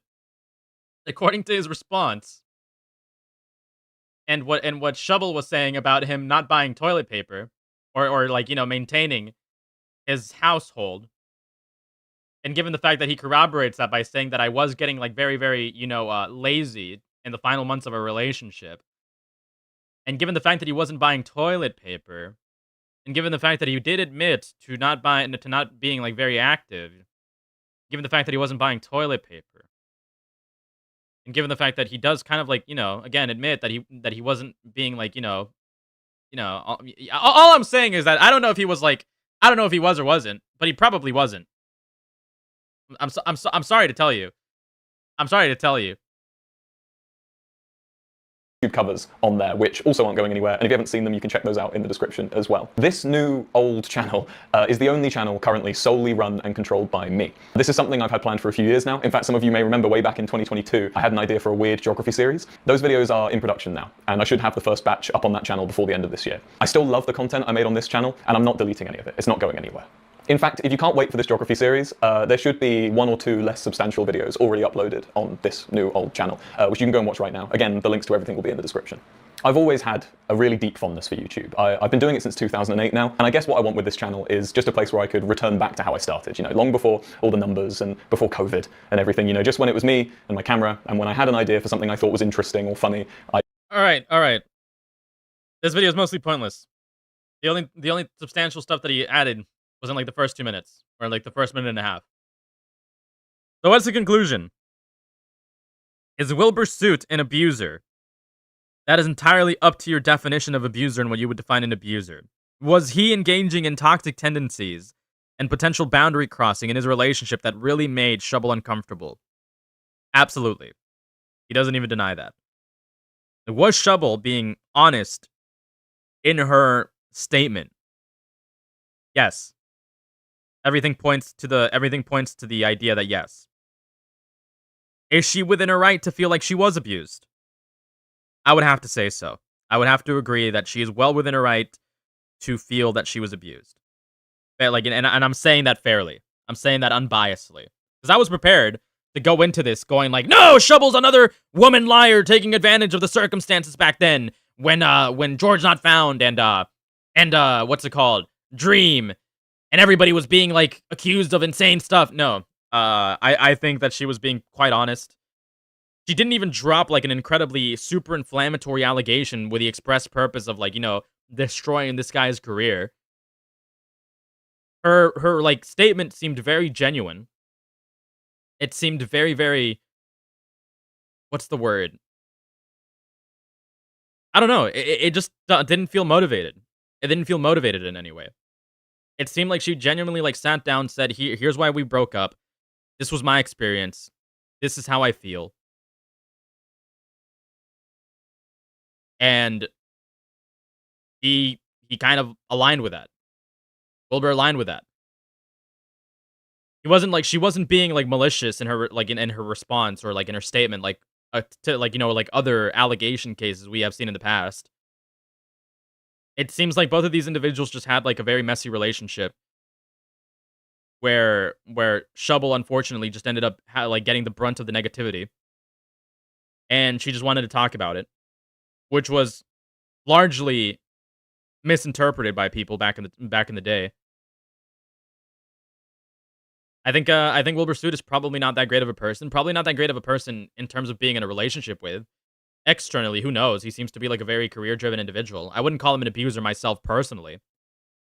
But I think, as I said already, she is well within her right to feel that she was abused, in my opinion. But with that being said, that's the Wilbur Soot update. That's the Wilbur Soot retrospective. I don't like the guy. But that's just because he's a fucking loser.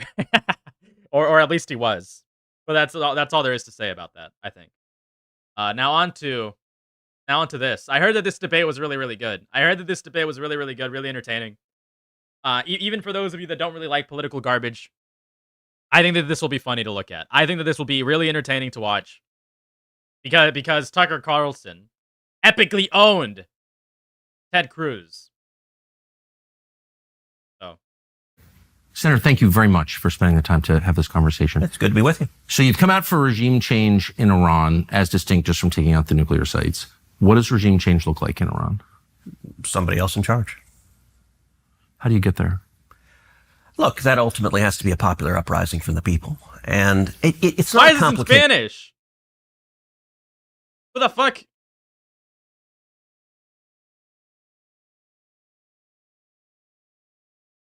Why are there, like, subtitles in Spanish to this? Why is English the only ones that are auto-generated? What? Good question. Is America better off with a country that has a leader who hates us and wants to kill us, or to have a country with a leader who likes us and wants to be friends with us? A country should not be controlled by any external power except for itself. And definitely the latter's better. of course. Yeah. And so Yeah, definitely the latter is better, but you shouldn't want to impose your own like power onto another country and essentially like bend them to your will. that's not a complicated statement. Look, I believe you look across the world when you have countries that have dictators that are viciously anti-America. Venezuela, Maduro hates us. Would we be better off with Maduro out of power? Well, what about literally every other country that is like heavily anti any other country? Yet they don't spend entire like decades essentially psyoping and CIAing or doing like special operations to try to like overthrow their governments. Or To try to get them to align with the United States and then create like a fucking dictatorship. absolutely. I want our enemies out of power, and I want our friends in power. Dude, it's not even on the nose. It's not even on the nose. It's just straight up admitting to it. Dude, the future is so fucking bleak. The future is so fucking bleak. A lot of people, for example, whenever you have like these arguments, because I've seen people have these arguments in the past, like an individual will criticize the United States for being shady and running like shady special operations to like overthrow, South American governments. Or governments in Africa to like plant they're like, our own leaders, right? And people will call you, oh, you're just a commie, like, what's it called? Dick sucking loser that just wants Russia to take over our country. You don't care about our safety. You're just a commie loser that's like that hates America. But like, and then you got motherfuckers like Ted Cruz going like, nah, we should absolutely destabilize other countries because we want our friends in power. We should absolutely cause issues and make ourselves public enemy number one to the entirety of the world. Make sure that everybody distrusts us because we can like fucking use the CIA to our benefit anywhere we want and install dictators anywhere we want who will be our friends.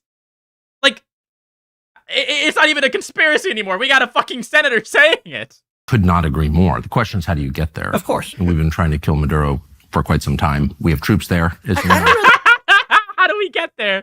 We've been trying to kill Maduro for quite some time. We had troops there. All right, let's see how Ted Cruz responds to this. We've been trying to kill Maduro. We have. And I think you know that. And I don't know that. Okay, well, as a statement of fact, we have. So we do. I mean, obviously it's true. I know that's the game. I know the game is like okay. The CIA, and nobody really says this, but it's like it's known. Nobody really says this because it's known, but some people don't really understand. Like especially normies that are like die hard. I love America, and don't get me wrong, I love the United States of America. I absolutely do love the United States of fucking America. Okay, when I cut myself, I bleed red, white, and blue, and die for my fucking what's it called? Pierce the Veil. Boy band, whatever. Okay, jokes aside. I'm pro-American as fuck. I'll tell you that much. But it's undeniable that the CIA and like people will call this like what's it called, a conspiracy theory.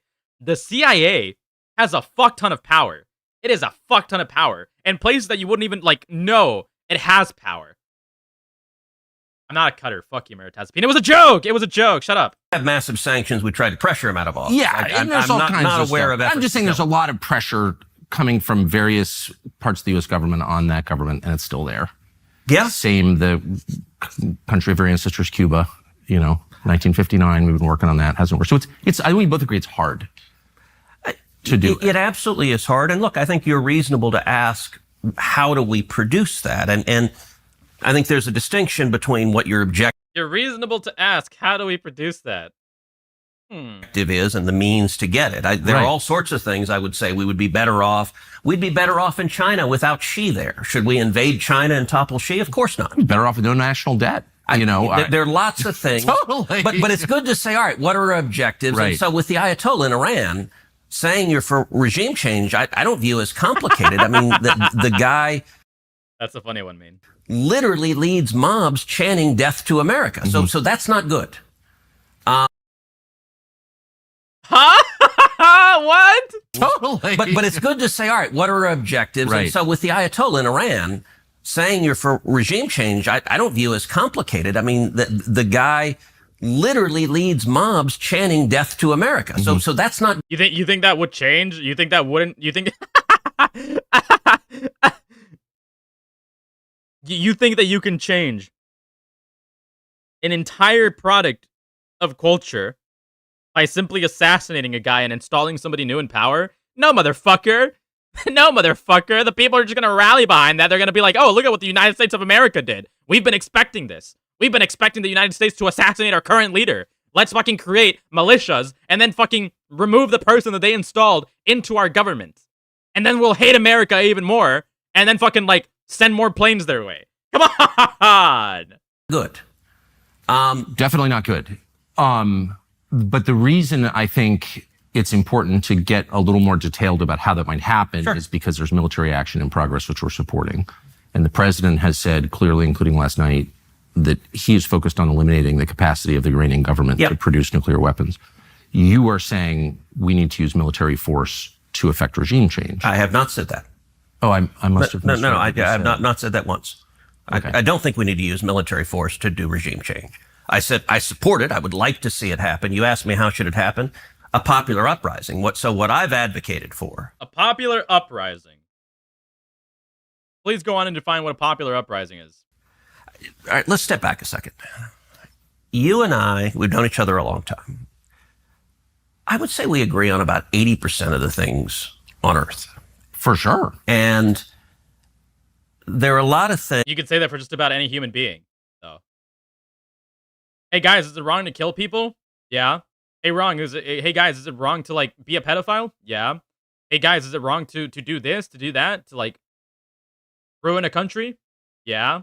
Hey guys, do we want war in our country? Do we want our country to be, like, entrenched in years-long war in the Middle East? No. Hey guys, is Monster Energy drink bad? And then we'll have people disagree. Oh wow, we agree on like 80% of the. No fucking shit, moron. Things and that was probably like a terrible example and list to give out, but you understand. You can get into the nitty-gritty of foreign policy as much as you want. There are a lot of things on which you and I agree, not just a little bit, but violently. Well, I totally agree. I was rooting for you in your last campaign, for sure. Well, thank you. Look, you have been heroic on the border. You've been one of the clearest and best voices in the whole country on securing the border and on the absolute crisis we're facing. And in Texas, I see it and live it every day. In COVID, in fact, you may recall in the middle of the COVID lockdown, I was out walking my dog when the whole world was shut down and we were living in lunatic times. And I called you and said, Tucker, your nightly monologues are the single best thing on television. Like I watch them like an injection of crack. Okay, I'm mixing my metaphor because you don't. Yeah, dude. Butter up the host. Butter up the host before the interview starts. As soon as he starts giving you pushback. Yeah, bro. I used to watch you like an injection of crack. Hey, man, hasn't there been rumors about Ted Cruz being like a prolific crack user? Inject crack, but you get what I'm saying. Try. No, I mean, you were standing up and speaking like, what the Dude, this interview is gold. This interview is actually fucking gold. Why did I not watch this yesterday? Hell are we doing in a way that we desperately needed? And so whether it's securing the border, whether it's the insanity of COVID lockdowns and the vaccine mandates, whether it is the Second Amendment or the First Amendment, you and I agree on a ton of stuff. The 20% where we disagree, I do think is meaningful. And it's mostly in the foreign policy space. And what I would say, if you'll allow me to get a little theoretical, and then I'm happy to get specific. Yes. If you'd allow me to For get a a little long bit time, people have perceived two different poles of Republican foreign policy. There have been interventionists, and those have been people like John McCain and Lindsey Graham, George W. Bush. And there have been isolationists. And the most prominent of those have been Ron Paul and Rand Paul, and there are others. And people perceive those are the two choices. You got to be one or the other. I've always thought both were wrong. I don't agree with either one. the way I view my own foreign policy. I'm with you, by the way, for whatever it's worth. I agree with you. Okay, good. I don't know who set up that binary, but there are lots of choices, actually. I mean, people sort of naturally fall into, I think they want to classify people, and they're like, okay, you're one or the other, and you got to be all or nothing. And the interventionists, it seems, have never seen a country they didn't want to invade, and that doesn't make any sense to me. And the isolationists, I think, don't take the threats to America seriously, and I think that's naive and it doesn't work. The fuck do you mean? Okay, I'm not very educated on geopolitics, which again will change as time goes on. Which is why I got my trusty pocket caliber of Vetla. But I'm pretty sure that America being like a world superpower is enough of a deterrent. And what he's doing right now is he's fear mongering. He's essentially trying to say we need to be assassinating people and taking over like control of their countries and have a popular uprising so that our enemies don't attack us.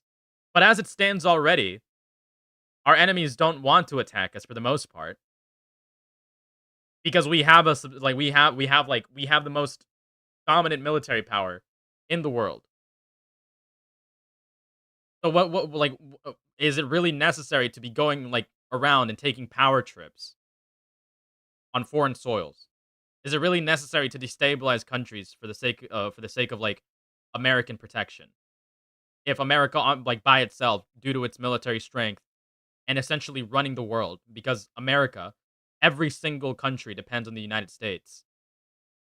Would it really be is it really naive to think is it really naive to think that America on its own has enough power to essentially not be targeted by quote unquote its enemies, when the reason we have enemies for the most part, if I'm correct, is because we keep picking fights with people? And so my view, I consider myself a third point on the triangle. And what I describe that as is by the way, that was completely like on the spot. If anybody wants to correct me on that, feel free. That I am a non-interventionist hawk, which sounds a little weird, but what do I mean by that?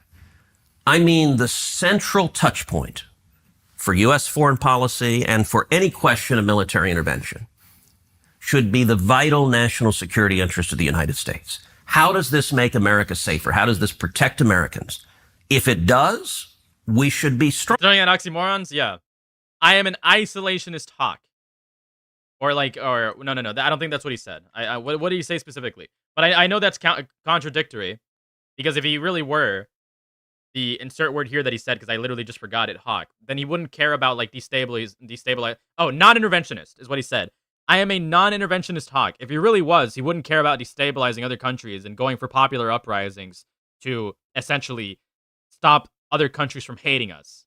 Donald Trump's foreign policy is very much what I'm describing, a non-interventionist hawk, where... Okay, so it's a non-interventionist by a very, very specific definition that he wants to set as a standard here. Not as a non-interventionist, as like the general definition of non-interventionist. He understands... So he wants his cake and eat it too. He wants to say, hey, I don't want to destabilize other countries, but if I have to, and if we have to, for the sake of national security, homeland security, then perhaps we will engage in a little bit of CIA, in a little bit of CIA games. Perhaps we will play a little bit with the CIA. And I think this is historically true. The best way to avoid war is being strong. Yeah? That weakness and isolationism, I think, encourages war. So going back, you can be strong without you can be strong and be an isolationist at the same time. You can be the most powerful entity in the world, have the most deals with every country, be the most respected country with the most amount of power, the most amount of military force, the most amount of like economic influence, the most amount of influence over every country without starting wars with people, without going out of your way to like fucking destabilize countries. To regime change, where you started in Iran. So just to make, I don't think I disagree with anything you've said. So we may not be that far apart, really, because you said that the single criterion for making decisions about America's foreign policy is America's national interest. Yes. That's it. Yeah. Which is also America first. That's another way of putting that as I think well. it's the definition of it. Yeah. It's hardly breaking news. The U.S. dollar has been gravely devalued by Washington money printing. An ad.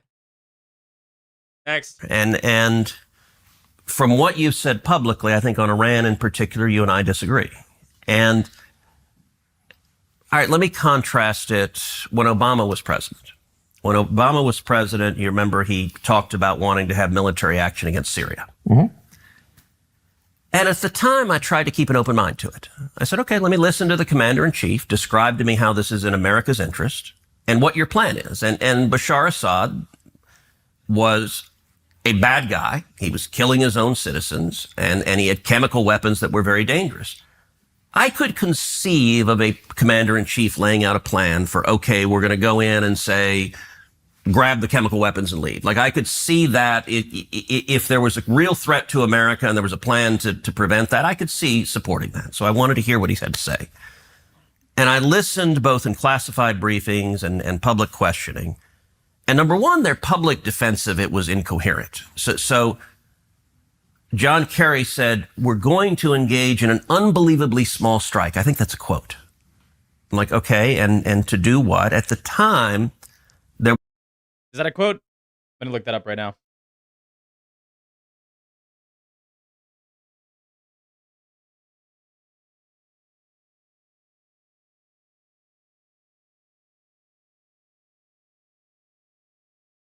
were 9 major rebel Islamic groups in Syria. I'm like, okay, I agree, Bashar Assad's a bad guy. You topple him.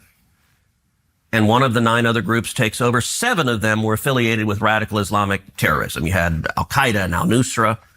I literally can't find anything on what he's claiming. Like, wait, how is it better I'm probably researching to have lunatics who hate us in charge? Assad's a bad guy, but I don't want worse guys in charge. Obama administration couldn't give an answer to that. And ultimately, when you press them, John Kerry in particular, I pressed, and he would say, well, we need to defend international norms. Like, what the hell's an international norm? I don't know what it is, but I'm not interested in putting U.S. servicemen and women in harm's way to defend one. Amen. So I opposed the Syria attack and opposed it vocally. And it was interesting. Rand and I agreed. Rand's a friend of mine, but we agreed with that position for different reasons. What I was asking is I think the question we should ask, how does this make America safer?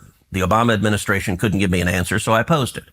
I think Iran is very different. Let me ask what you think of how Syria wound up, because Bashar al-Assad now lives in Moscow. Yeah. He was taken out by our allies, and he's been replaced by a radical Islamist who was affiliated with ISIS. So is that a win or no? Unclear. Look, Syria's a mess, so I've consistently opposed. But we had a secular leader in a religious and ethnically diverse country. Now we have a religious extremist, Islamic religious extremist, who's overseeing the purge of Christians and Alawites. Is that better? That doesn't seem well, Caloravella, are you working right now, Caloravella? Look, one of the things you said is Caloravella, are you at your job currently? you said he was taken out by You know more about this than I do. You know more about this than I do. Our allies. I don't think that's right. Israel didn't take Assad out. What happened, and I'll tell you. What about Turkey? Turkey didn't take him out either. And fuck you, Kalu. So it was interesting. I had a long How did Assad get kicked out? Yeah. When Netanyahu was in D.C. a couple of months ago, he and I sat down for a couple of hours. He's a good friend of mine. And we talked actually about Syria. He made an interesting point that I've not heard anywhere else, in that he said he believes what toppled Assad was when Israel took out Nasrallah. Nasrallah was the head of Hezbollah, and they took him out. And he made an interesting point. He said it's fascinating how a charismatic leader, and Bibi said, look, Nasrallah was a very effective terrorist leader. And when they took him... Wait, hold on, wait. Where's Lumpy Willie? Earlier Lumpy Willie was like, Critical Shogun has been posting anti-Tommy C stuff, right? Earlier, Oh wait, new H3 video just dropped. Thank fucking god. That's the only reason I went live today. Thank you, Cats of Luckin. My goat or my cat. I don't know. When we're gonna skip this and go right through that. Fuck. I was hoping there'd be a little bit more time, but I guess we're gonna go into the content, Nuke. All right. Hold on. But anyways.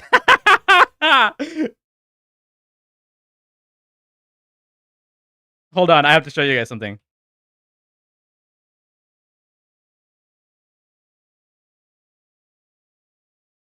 Hold on. Check this out.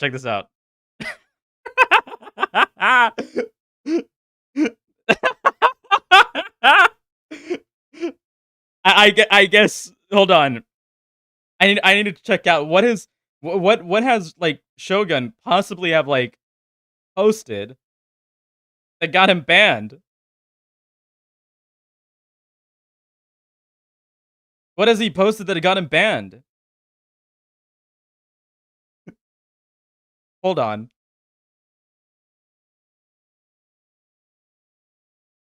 No, seriously, what has he posted that got him banned?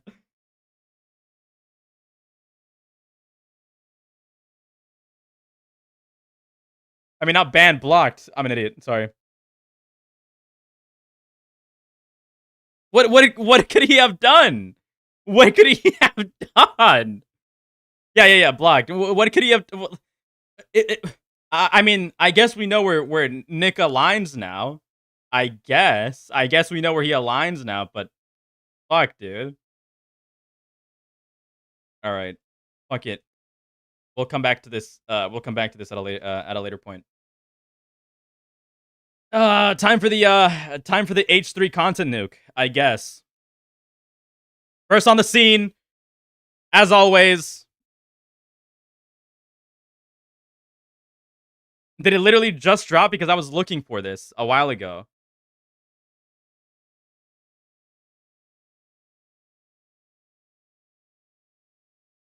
It is. I'm suing these 3 creators. XQC, Asmongold, Denims. It's only 20 minutes. All right, fuck it. It's only 20 minutes. We're here. We're fucking here. Hi there. My name is Ethan Klein, and my favorite hobby is spending hundreds of thousands of dollars on lawyers. Today, I invite you into my home to share my favorite pastime. And dude, this is actually so...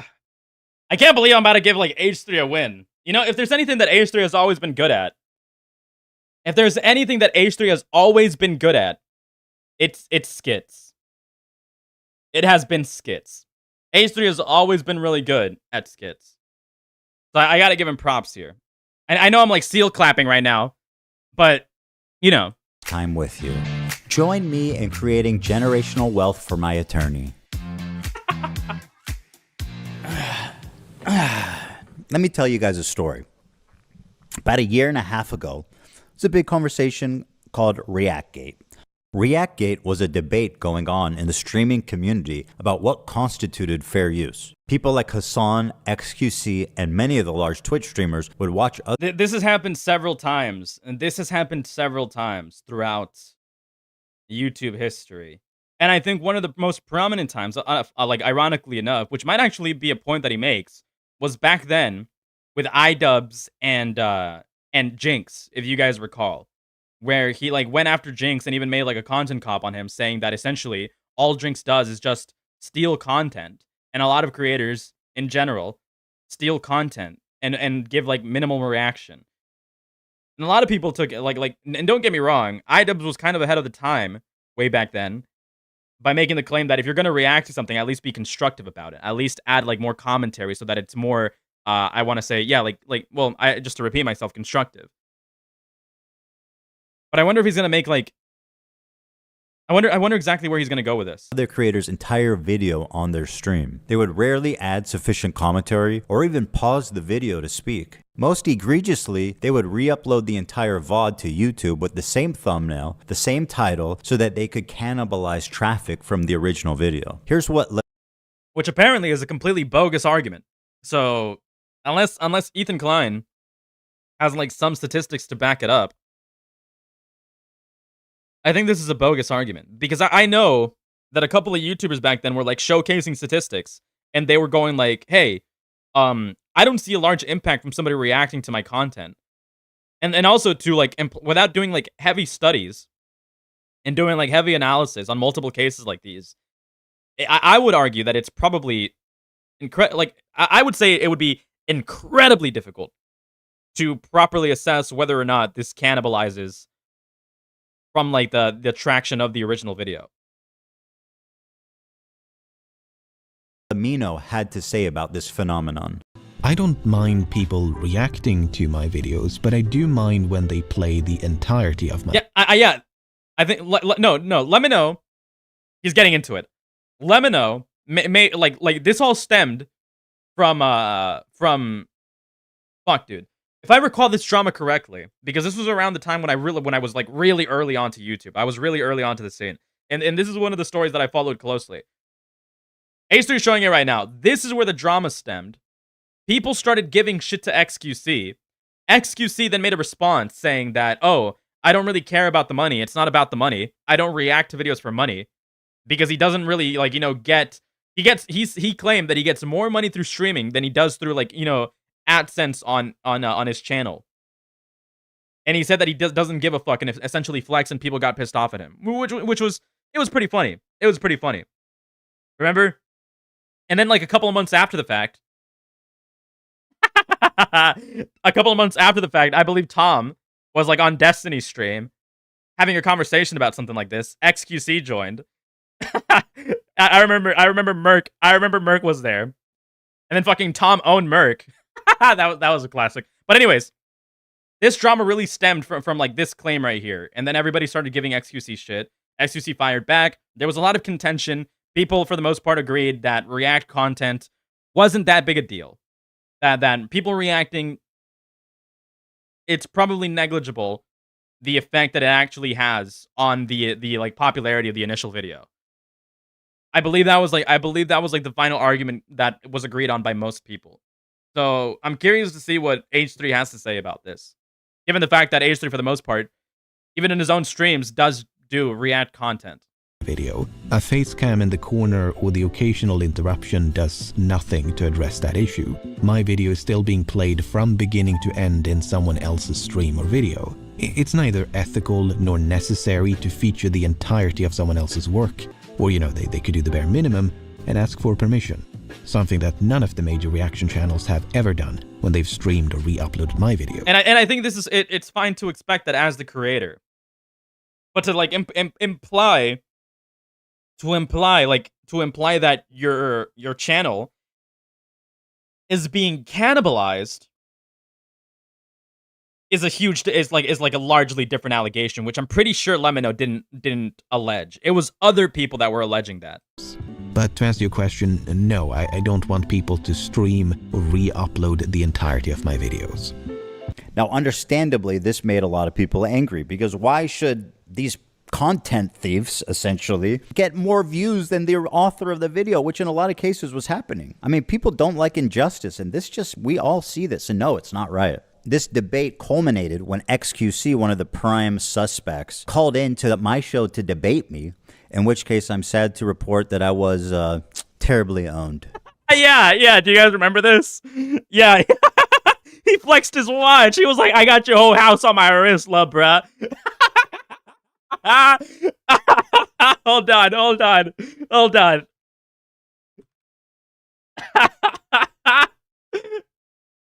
Classic. Hold on. Give me a moment. Hold on.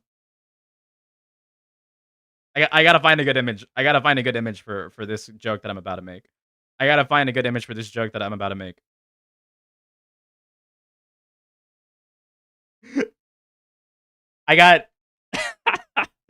got your whole house on my wrist, lil' bruh. I have your whole family on my wrist, lil' bruh. Anyways. So in that regard, do you care at all about like IP or copyright, or like the fact that it's illegal? Does that matter? That it might be illegal, does that matter to you? No. It doesn't matter. Well, if flat out doesn't, because... But that's fair. Watch me full screen cam, do the fucking worm. Actually, do that. Fuck. Nick is cooked if he actually supports this. Lumpy Willie, I know you're saying that ironically, or at least partially ironically, but I think, if I recall correctly, I'm gonna look into it first.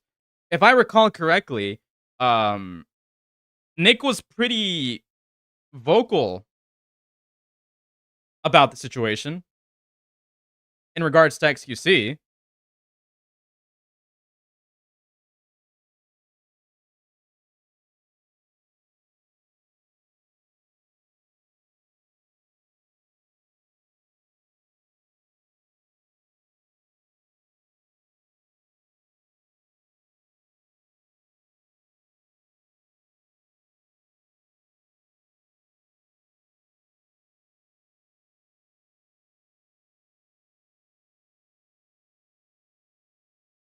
Okay, sorry for the dead air. Lumpy Willie.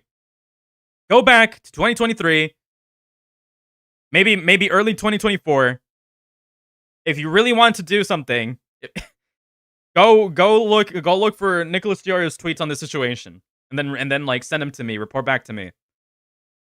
I don't know if Nicholas Diorio supports this, when I'm pretty sure Nick is like, if Nicholas Diorio like watches this and gives Ethan Klein like no pushback on the introduction of this on this video alone, given the fact that Nick has argued against like, you know, people like Dark Viper AU for his like, you know, anti-React content ideas and whatnot. Okay, then use a fucking different account, bitch. Stop being lazy, motherfucker.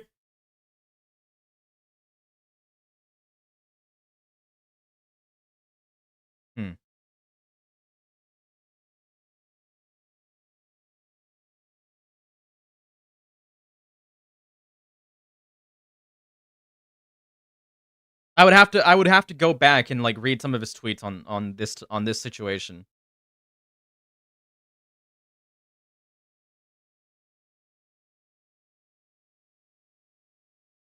I'm blocked by Bo Black, so I can't see the entirety of this tweet. You shouldn't hate XQC simply because of his React content. You should hate XQC because he is one of the least intelligent streamers who is consistently boring outside of the content he freeboots. He doesn't, so at least there. What if I search up XQC? At least there, at the very minimum, he's not really like sniping XQC for React.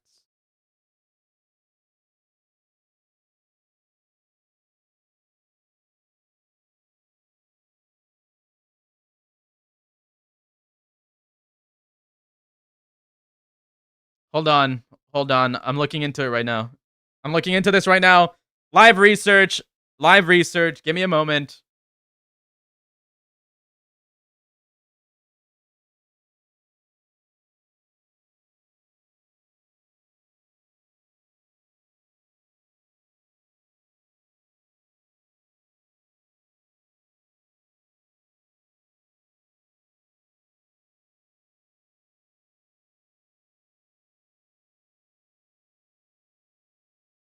I don't think, from what I'm seeing, I don't think Nick has said anything too contentious about XQC versus Ethan Klein.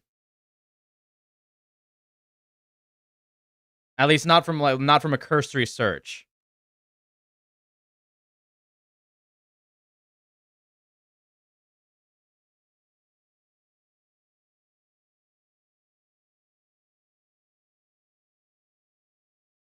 So I don't think I can make like a legitimate statement on a hypocrisy point right now.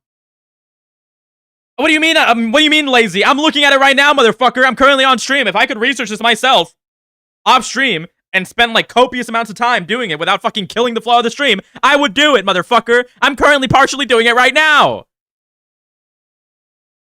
Cry me a river, bruh. Then watch your prime content. Do it for a week. Do a week of no reaction content and see how many fucking views you get. Oh, okay. Classic. Sure. I mean, that's content, man. It's original content, at least. The ultimate debate, bro. He hit him with the worm. Oh, why didn't I think of that first? I kid XQC, but he is not the one I'm suing. Despite my criticism, he's not a malicious infringer. But the ones I am suing, you'll see, are much, much worse. Now, so was this like a bait and switch just to like, I see. So this was a bait and switch just to like stir the pot. Clever. I would say this is clever. A lot of people are probably going to watch this, stop at like 2 minutes, and then like start posting about it on the internet. XUC is probably going to watch this video because his name is mentioned in it. You know what? Good play. H3H3, good play. After this debate and in the wake of this large conversation, the problem seems we just got baited. We just got baited. Fuck it, Lumpy Willie. You don't have to go off anymore. We got baited. Fuck. Only gotten worse. You have people like Hassan Piker paving the way of fair use with what's known as chair reacts. When Hassan gets up to go to the bathroom or to eat or to talk to his mom or to do whatever, disappears for an extended period of time and leaves the video playing for his chair. Mr. Chair, they call it. IDF had warned people to leave the area around the main airport in Sana'a. Then this. Do not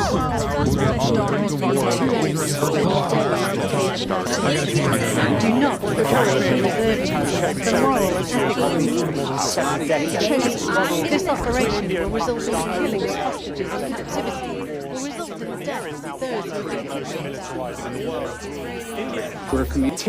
Well, I've been speaking to Especially And it was in this setting that I formulated an idea. What if I could make a long-form, irresistible piece of content that I knew that these streamers couldn't resist? They couldn't avoid the temptation of watching it the second it was published. I don't have an issue with them. It's not that I wanted these people to steal my video. It's that I knew they would. I knew they would watch the entire video, add little to no commentary, react to it instantly, giving them no time to form an... A lot of people are gonna fucking dick suck Ethan Klein for this and say, oh, what a big brain move, when in reality, well, no fucking shit. You are in a highly contentious online war with these people. Figure of speech, by the way. I'm being metaphorical here. So to speak, right? Of course, they're going to be eager to see what you have to say when you take a shot at somebody that they've been supporting unconditionally for the last couple of years. Somebody that you have proclaimed as public enemy number one in your sphere.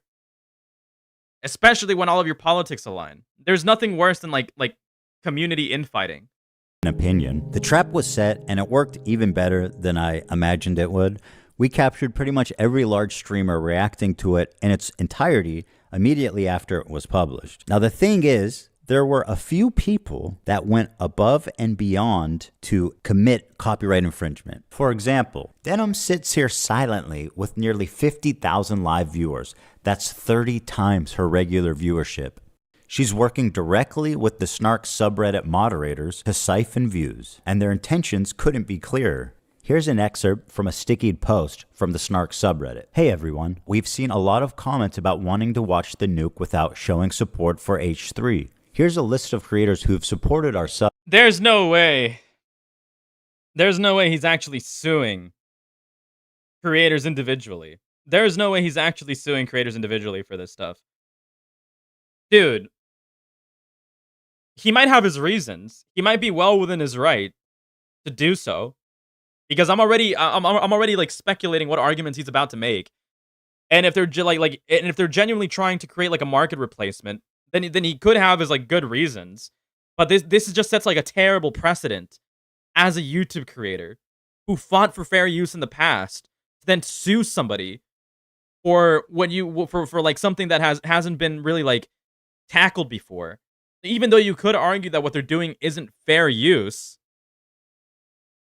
like on principle of allowing content to be like utilized on YouTube, why would you do this? Either by it seems like a huge 180. By engaging with us directly or citing our post in their critique of H3. Here they're offering these streamers as market substitutes for my work. This is the cardinal sin of copyright infringement. The Snark subreddit has been a frequent and persistent infringer. That's how I knew when this video came out, the Snarkers were going to encourage, promote, and push streamers to commit copyright infringement. I should thank the Snarkers actually, Because of their predictability, they acted like double agents for us, incriminating their favorite streamers and serving them up on a golden platter. So, thank you. Yeah, okay. Fuck, dude. Fuck. Fuck! Snark. It's one thing for a subreddit to admit it's engaging in copyright infringement, but how do you get the streamers themselves to admit that they're... Dude. This is bad. This is pretty bad. This is pretty fucking bad. Stealing content. Like yeah, you could possibly make it like an understandable legal argument as to why these individuals should be sued. And you could probably even catch them red-handed, completely dead to rights with the idea, completely dead to rights with them like wanting to create a market substitute. Absolutely.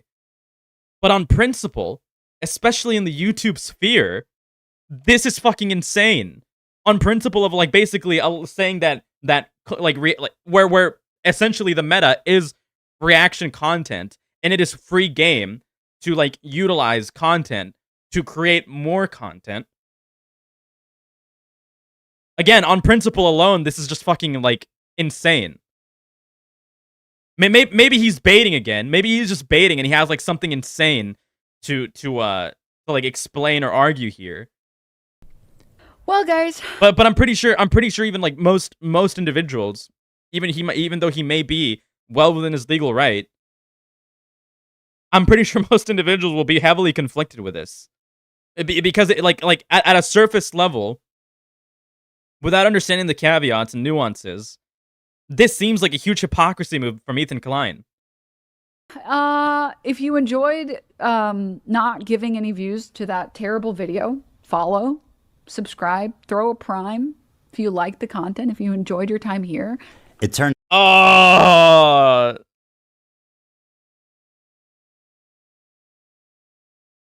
If you enjoy not giving any views to that terrible video, thank you for watching me instead. Consider giving me money for stealing content is essentially what this is going to be framed as. Turns out they just do it for you. You couldn't cook up a more incriminating statement if you tried. Denim's the queen of self-owning. You prevail again. There's one thing about copyright you should know is that you got to register it before you publish to be eligible for statutory damages and attorney's fees, which is the main biting force of a copyright infringement lawsuit. But I'm pretty sure that YouTube already does that for you with a license, with like a YouTube license. And if not, you can put your own license in place as well. Well, I'm happy to tell you guys now. I, Ethan Klein, have registered Hassan Piker Content Nuke with the United States Library of Congress. Some of you guys out there sweating? Even though theoretically I could sue a lot more creators. And yeah, but like, yeah, but fuck, dude. Could that apply retroactively? Did you register it? Like, could you apply? Oh, dude, I'm not a. Where's Kyuki when I need them? Where's Kyuki when I need them? Fuck, dude, this is so bad. This is so fucking bad.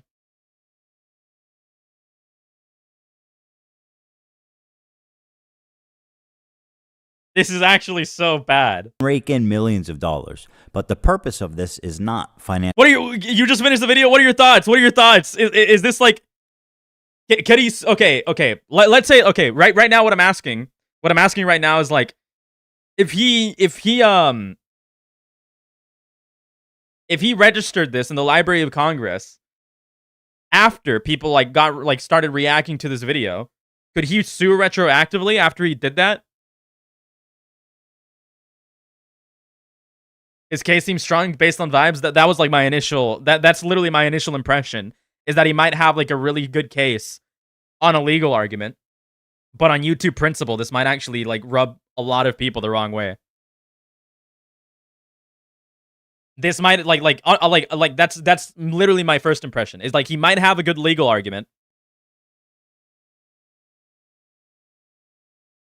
He might have like a great legal argument, but like on principle, this seems incredibly hypocritical, at least on a surface level. I'm not prepared to make that like my definitive claim, right? But it's difficult. I don't know how I would even begin to argue this.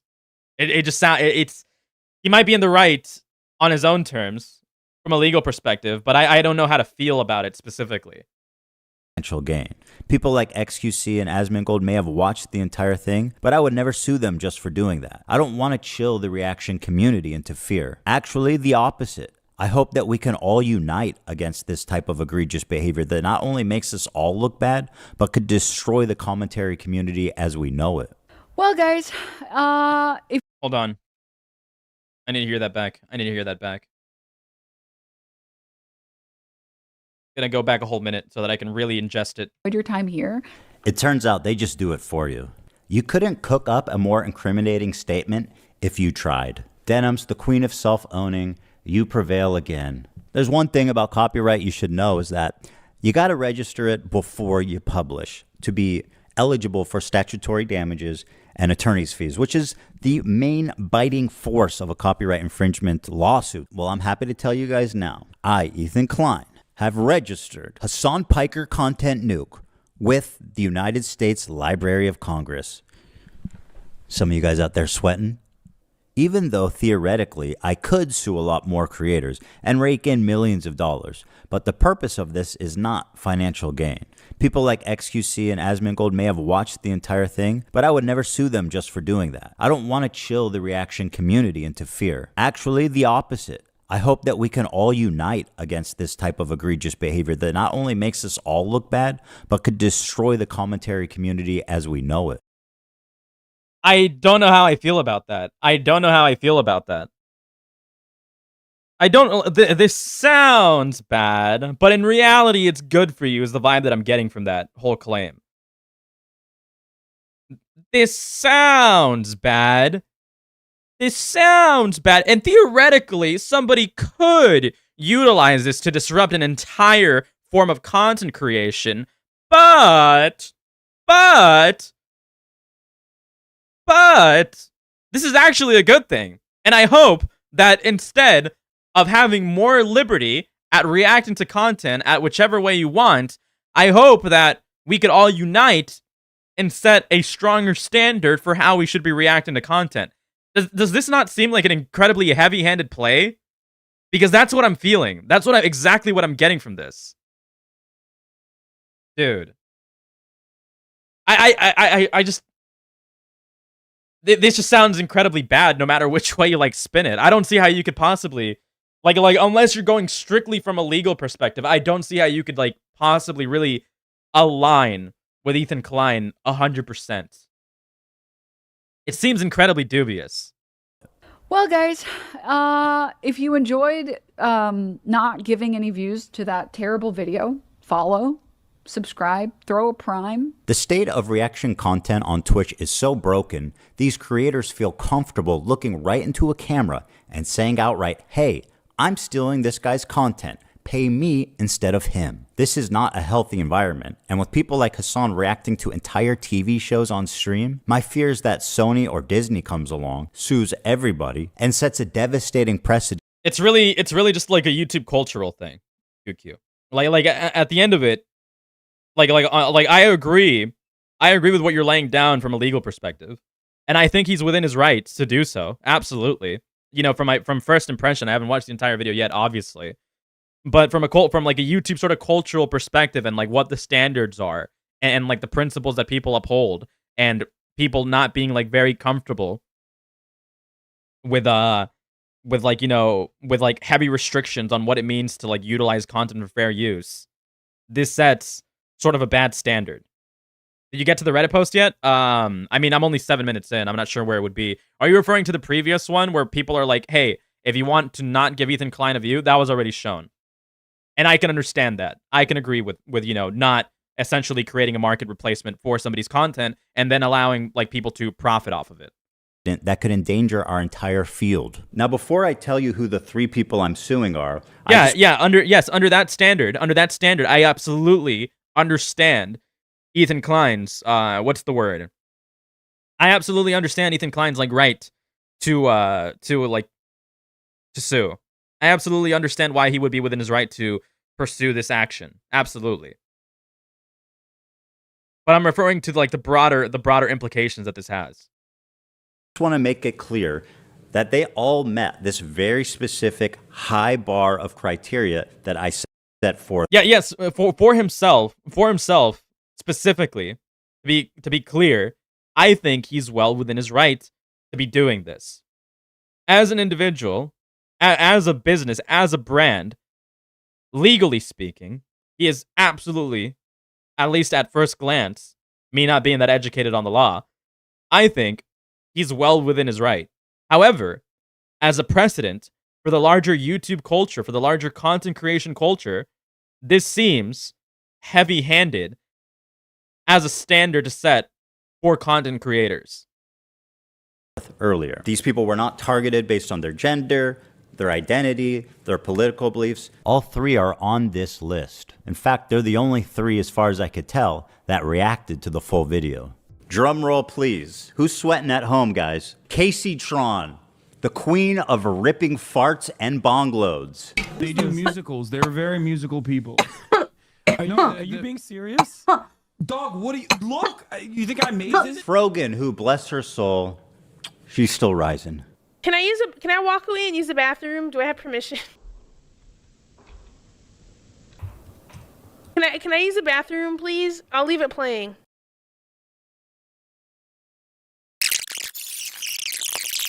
Yeah, it's obviously very easy to avoid getting sued, but I'm thinking more of like the perspective of freedom, which is kind of silly, I know. Like, I think regardless of content, I mean, this is entirely my personal feelings, right?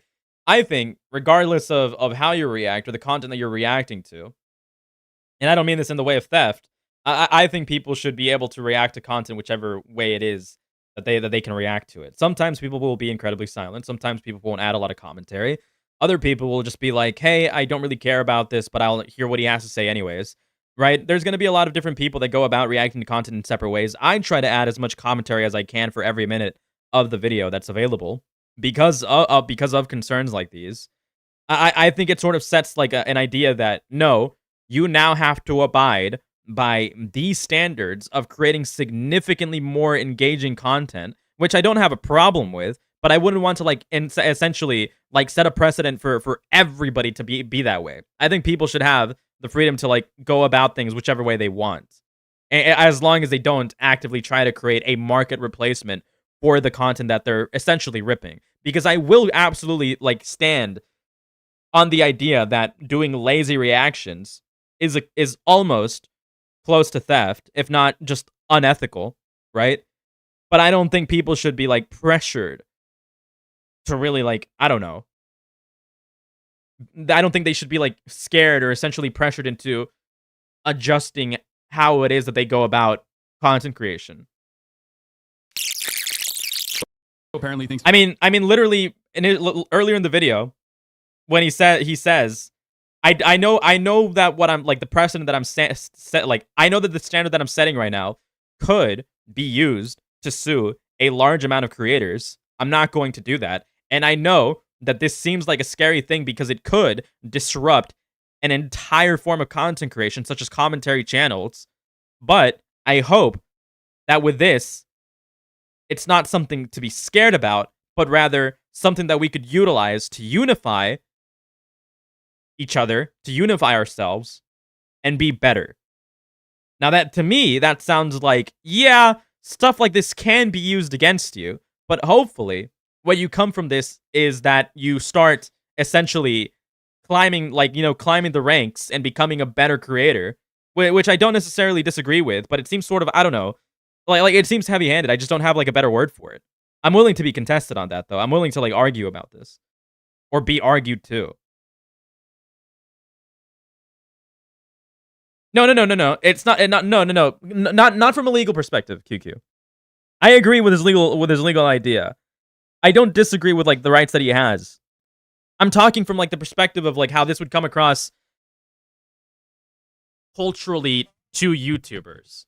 I'm thinking about how this will come across culturally to like other people engaging with these ideas, looking into it, and having their brains be like, you know, sort of scratched by what he's laying down.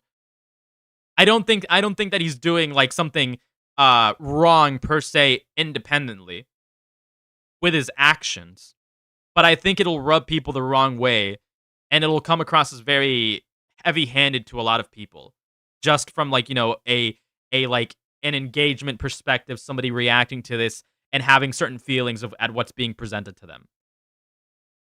Which is liable for me interviewing a Yemeni teenager who's only known genocide his entire life. What happened? And they were fucking talking. And Denim's the queen of self-owning. And my God, is she the queen of that? It's very obvious from the. I mean, yeah, I think Astro lays it out pretty clearly from like a random onlooker, from like, you know, sort of a layman looking in. We're not a layman. Layman's probably the wrong word to utilize here. As a normie looking in, the idea that you're gonna get is like you can be sued if you're considered lazy enough. Is essentially what the vibe that people are gonna get from this. The way that guy's talking, he's a Sneeko fan. Oh my God, bro, I love you.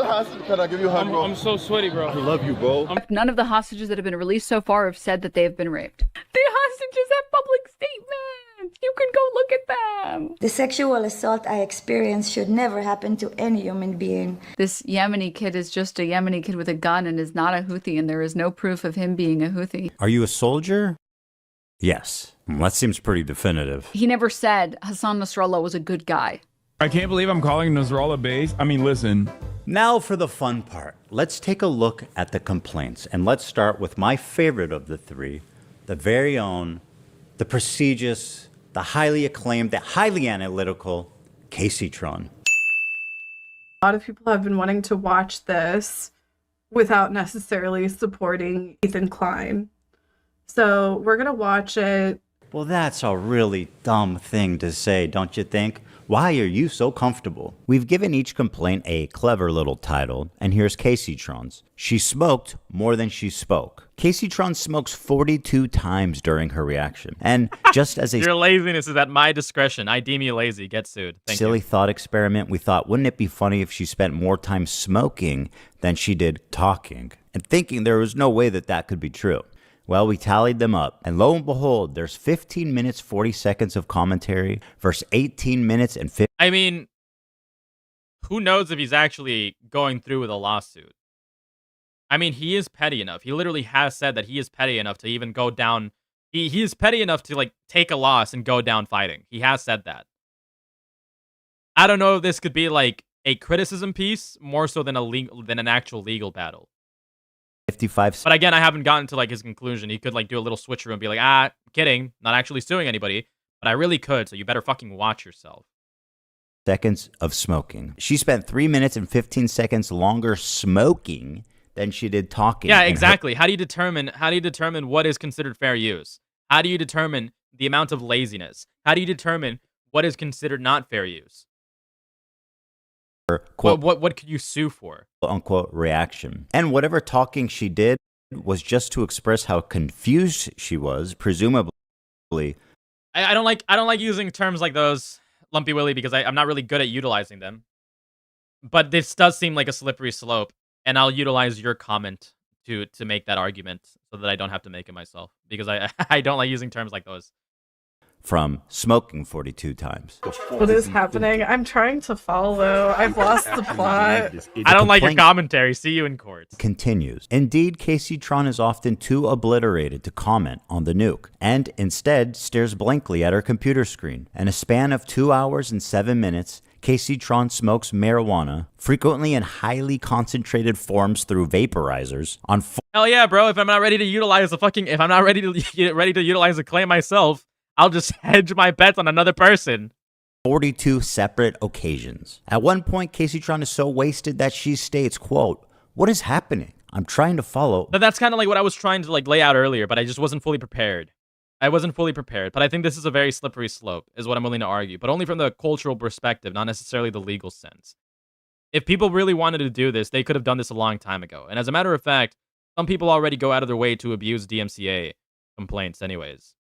So I don't think much really changes there, but I don't even think that this would really affect anything long term, to be clear. But for somebody like H3H3, it gives off a really like sour taste, so to speak. But I've lost the plot. To give you an idea, the majority of her commentary comes down to this. It's not necessarily about the people that he's suing, again, to be clear. It's about what he claimed in regards to this potentially being utilized, not necessarily by himself, to disrupt an entire like content model, and then claimed, "Oh, but don't worry. I hope that we could actually utilize this to unify ourselves and become stronger." Stronger in what sense? In the sense that everybody has to like significantly up and play like very, very carefully on how it is that they go about reacting to these things on stream, which is an incredibly important way that people like, create money as streaming, especially in this sphere, right? And by sphere, I mean like the general sphere, not just like the ones that we're in, right? I'm talking about people that stream these types of contentions for views, which would include people like Asmongold, Tectone, even me at the very, very bottom of the totem pole, right? It creates a sort of idea that at any point in time, depending on what we deem necessary, of what you have to do to actually benefit from reaction content, you can get sued, or we can take something out on you. I don't understand this bit that he's doing. I would say that it feels like that the statements that he's making here feel heavy-handed. I think that he's well within his right to take out legal action on these individuals, considering that you could argue what they're doing is legitimate theft. But in the cultural sense, even though he's right on this, what he claimed about everybody else does feel like a slippery slope. First, it's these individuals that legitimately are egregious actors. But then what'll determine fair use along the lines? And then of course a judge can decide. And of course there will be like legal measures to like protect people later down the line. But it's everything in totality, which I hate making a point for because I should be able to explain. But Ethan Klein has argued fair use in court before and won. Ethan Klein has been one of the main proponents of you should be allowed to utilize content fairly and not get sued for it. And I know these people aren't being unfair, but it seems like sort of wishy-washy, so to speak.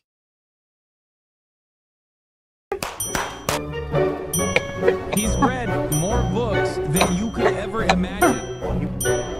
CPM's coming out of Qatar. What the hell you is kids love going anime, on? right? He's read more books than you could ever imagine. What is happening? I guess I wouldn't utilize the term heavy-handed then. I would definitely more so utilize the term slippery slope. I think that is more appropriate to say. I'm trying to follow. I've lost the plot.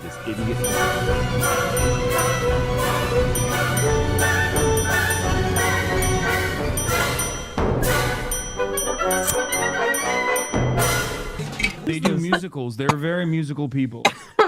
Are you being serious?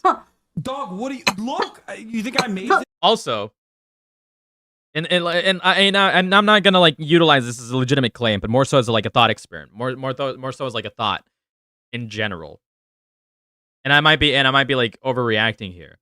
But what about other individuals that'll take a look at something like this and be like, well, what if I start applying like stricter licensing on my content? And I'm speaking out of my ass right now to be expressly clear. What if I decide to also submit my content with Congress so that I can like start suing people over it, and then I start suing everybody and start raking in millions of dollars for like lazy reactions that I could easily classify as like market replacements?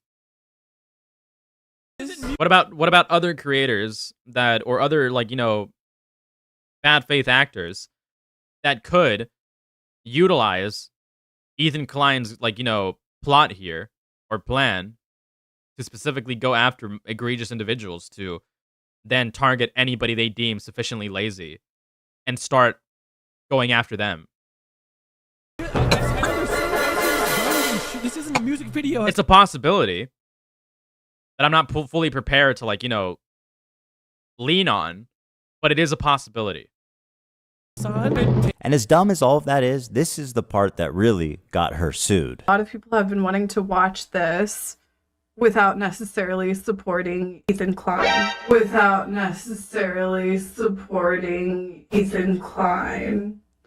So we're gonna watch it.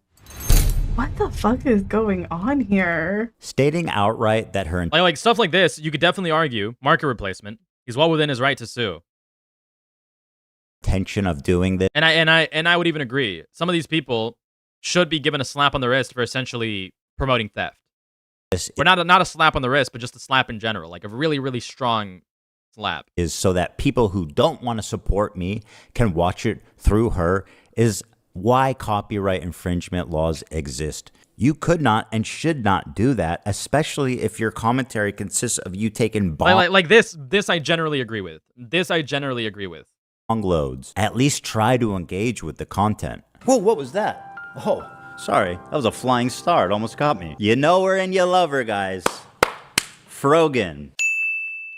Reaction by exiting. Here she is getting up to leave the video running as she steps out of the room. Is that transformative?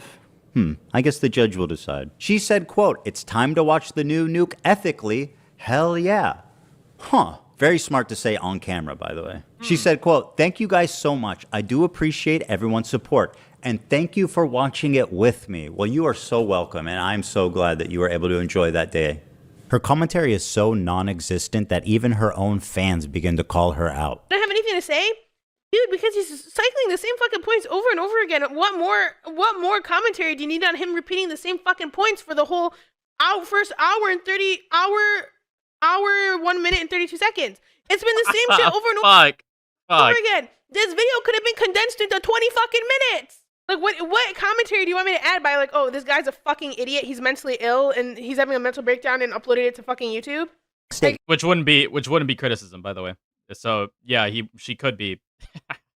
She's literally admitting to not being capable of actually providing criticism, reacting to the content in full, taking advantage of the fact that she could utilize this stream to not give support to Ethan Klein. Like I said, initially, on this perspective, I could definitely see why he would have a case against these people. You're gonna make at least one good point.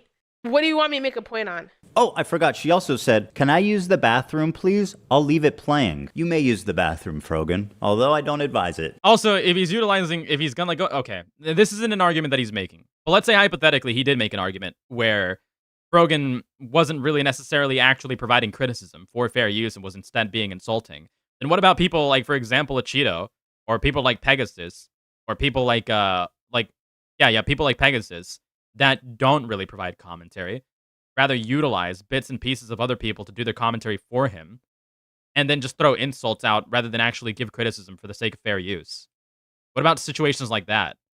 Can I? I mean, I don't like Pegasus, but what about situations like that? Use the bathroom, please. I'll leave it playing. This into your stomach. And let me state the obvious. Jew and apparently thinks Twitch is liable for me interviewing a Yemeni teenager who's only known genocide his entire life. What happens? And they were fucking talking about well, you just pause it. That's it. You just pause the video, right? Like, you get up and you go to the bathroom, you just pause it. They should be watching for you.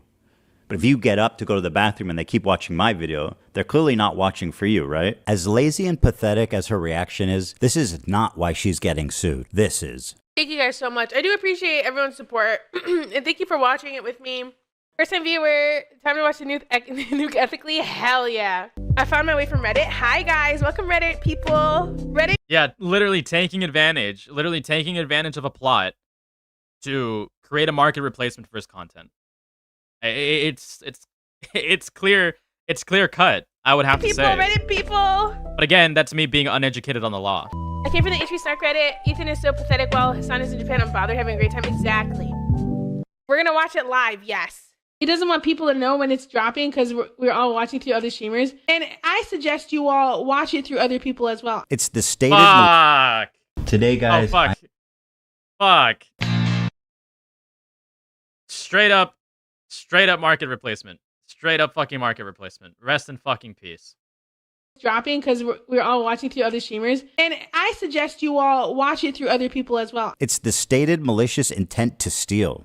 They talk about watching ethically, but I learned not to steal when I was 5. Up next is Denims.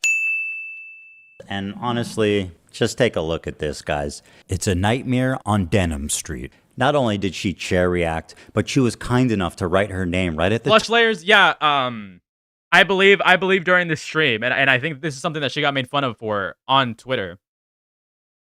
she was like getting paid for makeup. She was getting paid to like apply an like unusual amount of layers of makeup. So like that was one of her donation goals. So that we knew that she was stealing my content and it was her room and nobody else's. Judge, did you know that we're on Denham Street right now? Here's some quotes from Denham's. We're relying on you to stay live so we don't have to give the Nuke views. Yeah, I'm going to stream it. Since he's confirmed it's coming out today, I'm going to stream it. That is very explicit. Red-handed. Denham's. I agree that he is well within his right. I agree that he is well within his right to sue these people. And it might actually even be a good move from his perspective, as like, because to Ethan Klein, this isn't just internet bullshit, right? To Ethan Klein, this is personal. From a personal perspective, I think that, yeah, fuck it. You know, he can. If he wants to be petty, and if he genuinely believes to be this like this to be an incredibly huge offense, then he can go right the fuck ahead and do whatever it is that he wants to. But on the cultural side of thing, again, as a precedent to YouTube, I can't help but like feel, I don't know, conflicted about this. Said, quote, well, guys, if you enjoyed not giving any views to that terrible video, give me a follow, subscribe, throw a prime if you like my content. Your content? The Queen of Self-Own included a... I'm gonna watch this content, Nuke, so that other people don't have to watch it through Ethan. Hey, please give me money while I essentially take this content and create a market replacement, which only strengthens the illegal argument. Countdown timer. So people need to be more proactive. They need to have more fucking, what's the word that I'm looking for here? People need to be significantly more proactive and make sure to take countermeasures and imply preventative like fixes for things before something becomes an issue. Or else, later down the line, something like this could come and bite you back in the ass. It's so irritating when people don't like look after themselves, or else stuff like this happens. Because as much as I like to say that I hate Hassan, that I hate Denims, that I hate Frogan, I don't actually hate them. I just think it's easy to criticize like such blatant levels of stupidity, like such blatant high levels of stupidity. But I don't think they deserve to be like financially ruined and have their lives like, you know, raped for however long they need to. I think for the most part, most people deserve a level of like stability and a level of happiness. So yeah, I would have rather they didn't do something so stupid, as petty as it is. But fuck it, I guess it's content for us now. So I could tell exactly how long she was away. After being gone for a few minutes, she returns and then sits silently for another couple of minutes eating. I'm gonna go pee, and hopefully, when I'm back, they're done with this. All right. You do look better. Dude.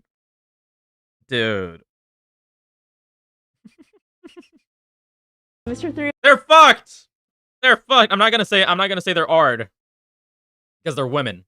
But fuck. I see it. Dude, you should do this. I have an alternate. We're relying on you to stay live so we don't give more views on the Nuke. Yeah, I'm gonna stream it. Since he confirmed it's coming out today, we're gonna stream it. If you want to watch it with someone else who's already watching it, you know, come enjoy the watch party somewhere else. If you enjoyed not giving any views to that terrible video, follow, subscribe, throw a prime if you like the content, if you enjoyed your time here. Because I'm going to be honest, I did not want to watch that by myself. Let me also commercialize it by asking you to reward me financially for stealing his content. That is like chef kiss. By the way, Denims had a very successful stream. She had 43,000 people watching her. Unprecedented, never seen before. Because the only reason they were watching her was, again, for a market replacement that she created for the original product. Live. Take a look at the title of her Twitch stream. Ethan Klein Hassan Content Nuke Watch Party. A watch party? I don't think that's fair use. Now, Denims, of course, always delivering the goods. She went on this dude's podcast to debate fair use. And would you be surprised if I told you she said a lot of incriminating things in that podcast? The queen of self-own never disappoints. I want to be clear on my opinion on like filler content and stuff. Like, I think filler content, like, you shouldn't do it. I know I do it as a React streamer, and I try to do it only when I do it with like Vox videos or Vice videos and stuff like that, because at least I'm not like directly ripping from one content creator and not like a whole team and stuff. And most of those videos have like 5 million views. I only get like 500 viewers. Like I'm taking maybe 50 views from the video. It's a lot harder to feel like, I guess, bad about that. Whereas like I would feel very bad about doing that to like a single content creator. The majority of people say that they literally wouldn't watch Hell's Kitchen unless I was streaming it. And it doesn't necessarily mean that I'm reacting hard enough. You know, I'm sure if you click on a random part in the video, I might not be saying anything, sure, whatever. And I might walk away from the screen. But it's about like the communal thing. It's why like fuck. Fuck. Toast started streaming. I mean, what is there to really say here besides that she's like incredibly self-owning? What more is there to say? She has like, she's not careful. She's not. Fuck, dude. What is? And it's a pattern of behavior. Fuck. Party. A watch party? I don't think that's fair use. Now, Shelby, Denims of Shelby, my favorite hater. My favorite hater. What do you think of this? What do you think of this, Shelby? What do you think of this so far? I'm not sure if you've like pre-watched it or like I've been here the entire time lurking. But like, dude, what do you think of this? I need your opinions. I need your opinions on this right now. I need you to be like I need you to be like my you need to fight against me. You need to fight against my takes.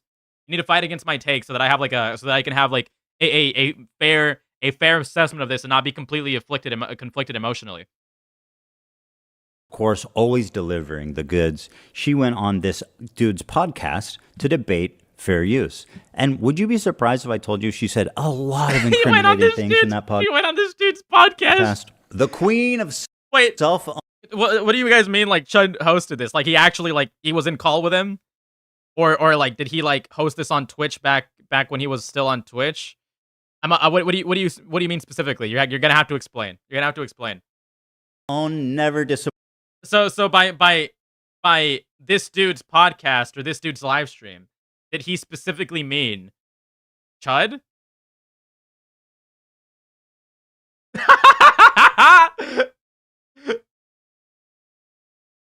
No way!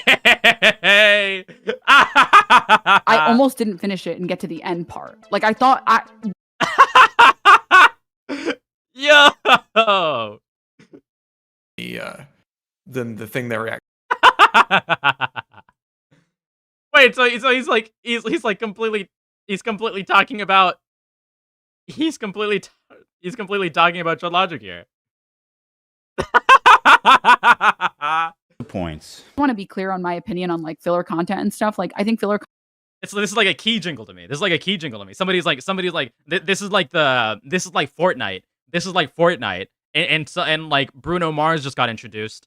And like somebody's like, look at this new skin, guys. Look at this new skin. Come eat up your slop right now. That's like the reaction that I'm giving right now.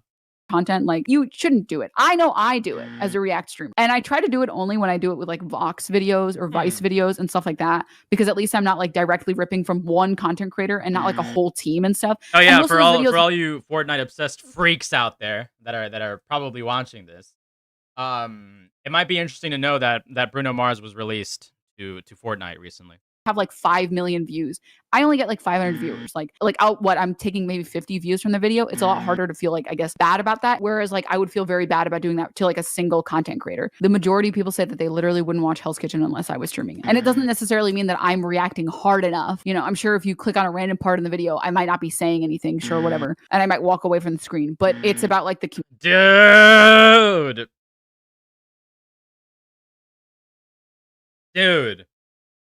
Dude.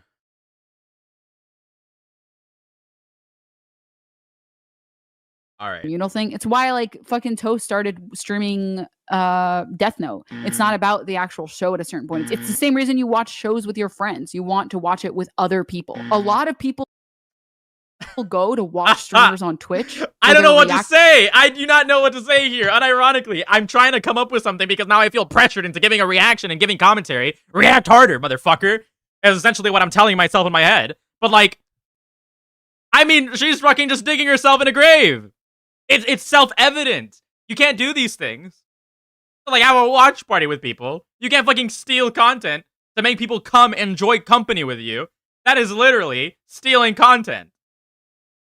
Content almost as a curator. So they don't actually want to go through YouTube themselves and watch a bunch of videos. And they probably never will go through YouTube and click a bunch of videos. They like going to Twitch because they like to have it as like, this streamer is curating fun content that I want to watch. Like, I'm sure From the people that I've talked to, the people who watch Twitch content are specifically there to watch it so they don't have to scroll through YouTube and find a video they like. Dude! But that's the problem. You cannot be defending these things. Because it's literally a counter-argument. Not a counter-argument. It is literally antithetical to the idea of fair use and like having the right to react to content. If you're going to react to content, it has to be fair use. And if you're using all of these things as a defense to Hassan, presuming, like, given the fact that this debate was about Hassan / reacting, or this defense text you see, or whoever, you want to, like, actually suggest, you want to, like, actually bring up arguments like, no, he is being fair use because he's offering commentary. But they can't do that because he's not offering commentary. He's not offering criticism. He's not restructuring and creating a new product out of it. Right? None of it is fair use. So all she can say is just, well, actually, when you really think about it, we're doing them a favor because they never would have actually watched these videos if it weren't for us being here, building this community, watching this stuff with us, and then giving them views that way. What she's essentially admitting to here is that, yeah, we are removing like that potential influx of viewership to these individuals by creating a replacement for it. Because if we didn't exist, then their only option would be to go to YouTube and watch those videos. But since they're too lazy to, we'll create that replacement for them so that they can hang out with us instead and watch it through us. If someone watches content, I already said this. If someone No, Cats, no, you're fucking no, don't rape me like that. Don't say that. I'm going to get sued. You're going to get me sued. Watches content on someone else's stream, there is a very low likelihood that they're going to go watch it separately and give you like the view or the like, or the people who are watching content on Twitch, curated Twitch content on Twitch, aren't necessarily people that would be watching content on YouTube. That, my friend, is called theft. And you're a thief. And now I'm suing you. Fuck. This is just a testimony to how brazen and how safe they've, gotten. That she thinks she can go out in public, on video, and say shit like, I'm stealing this content because I want to. I'm coping even though I know it's stealing. When people watch it with me, they're definitely not going to go watch the original. Like, you are way too comfortable committing crimes out in the open. Well, there you have it. 3 separate lawsuits for 3 separate geniuses. Now, I want to make it clear again, and I hope it's been obvious about why I'm suing these 3 people and not others. These people not only violated all of the principles of fair use. That Chud Logic, how ironic, isn't it? How ironic. That Chud Logic guy loves, that Chud Logic guy loves Ethan Slop Tent. Ethan is on Destiny! Ethan is on Destiny! So did Ethan is on Destiny! Maliciously. And that's the part that really got me. I think if you're a reactor on Twitch, for the most part, if you make a good faith effort to comment, and if you make a good faith... Hello, Rena. Haven't seen you around here before. ...faith effort to promote the author, to link to them, to try to drive traffic to the original video, I think you're probably pretty much doing the right thing, and that's fine. And I would never sue someone for that. Take it to these 3 absolute morons to state their intention to steal my property on video. And to all the detractors who are saying that I'm targeting women, that I'm a hypocrite for suing for copyright infringement. It is. I haven't even considered that until then. It is mostly women. It is mostly women. And I already know. Twitter is going to be having a field day with this, saying, look at this, guys. Ethan is still a misogynist, targeting vulnerable, broke Arabic women that need money, suing them out of the very little that they have. I just have this to say. I don't care. What I do hope, though, is that you'll support their crowdfunding efforts to defend themselves. Because let's face it. Yeah, how come Ethan Klein put this debate in his video without giving him credit?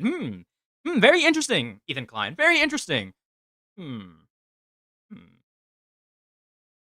I want to make sure there's money left over for me when I win my lawsuits. Thanks for watching, everybody. It's been a great time. What is this all about? I'll More see you content? More content? It's around. not over yet? It's not over yet? More content? What is this all about? Hold on.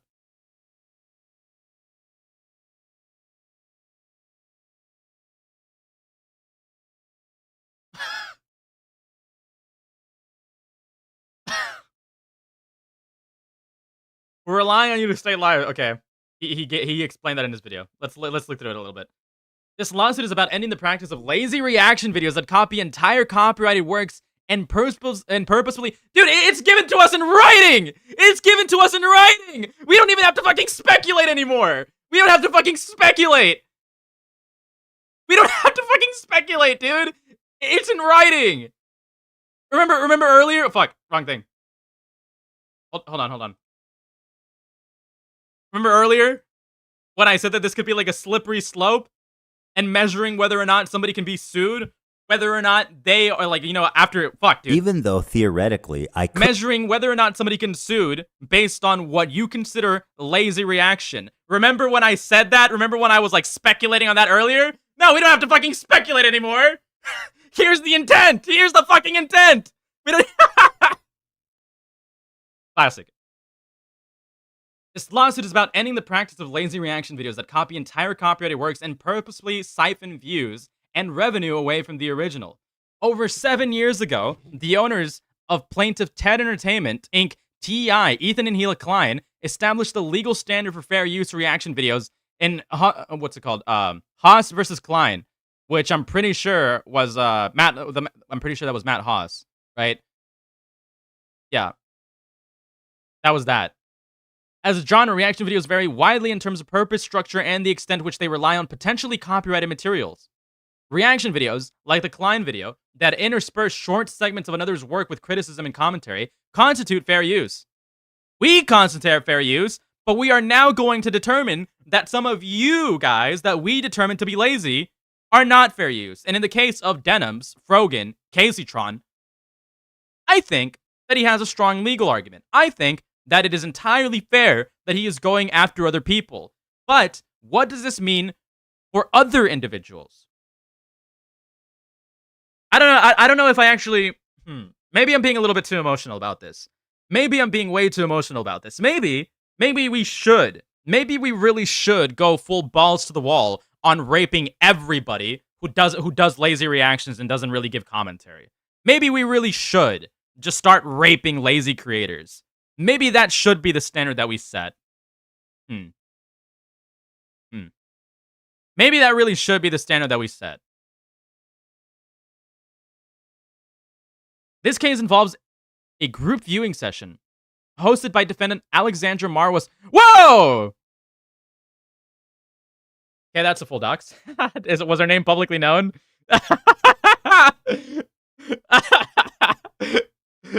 Fuck.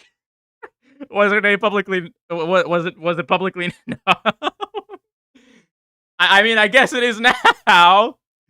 Fuck. Fuck, dude. Fuck.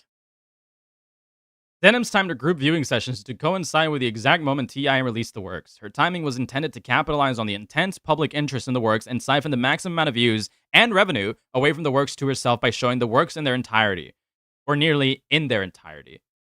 The moderators of H3 Snark subreddit the H3 Snark mods heavily promoted Denim's group viewing sessions as an alternative to the original works.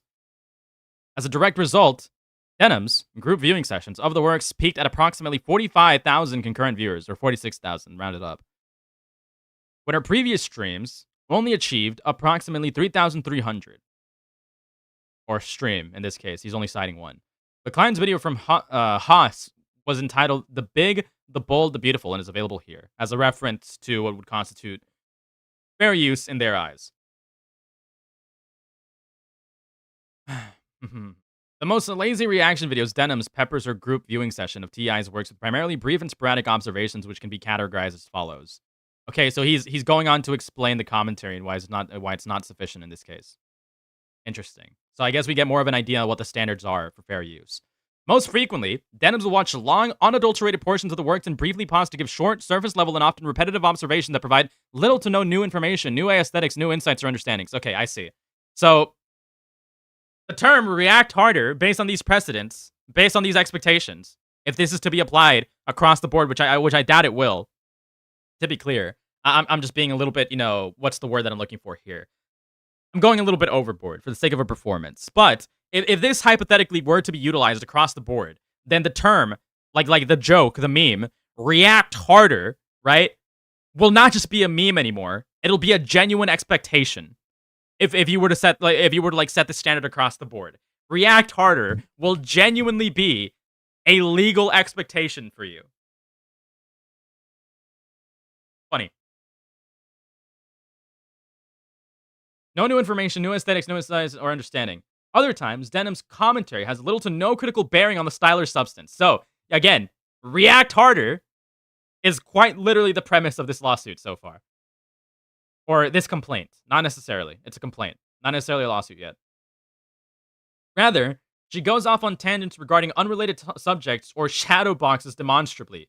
False misrepresentations of the contents of the works.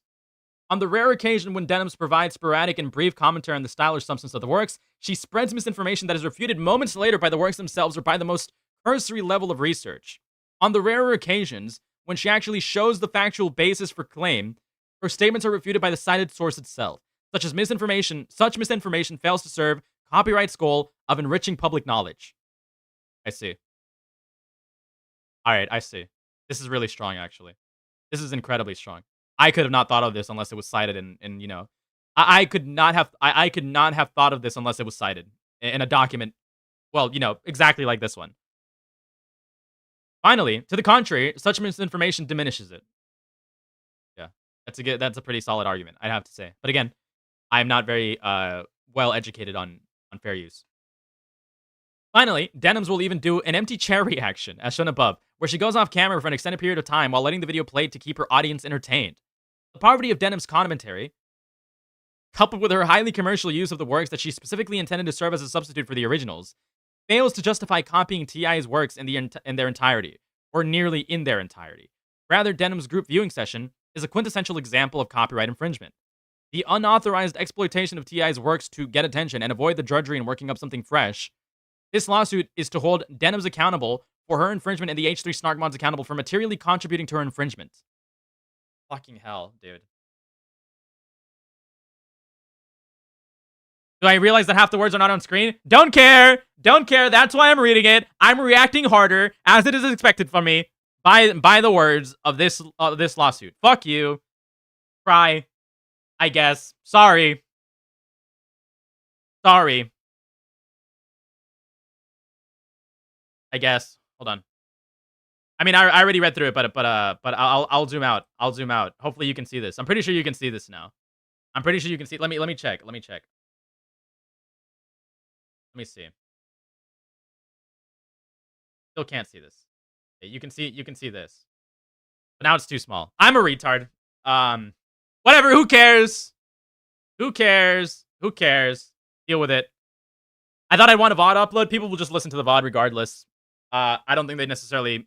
Plus, it's available, so they can. Okay, I'll take the L. I'll take the L. I'll take the L. I'll take the L. I'm sorry. I'll take the L. I'll take the L. Fuck. Let's read the Frogan one. Or at least the beginning of it. I don't think it's 13 total documents. I think it's just pages. Are there documents? Are there multiple complaints? No, they're presentations of evidence.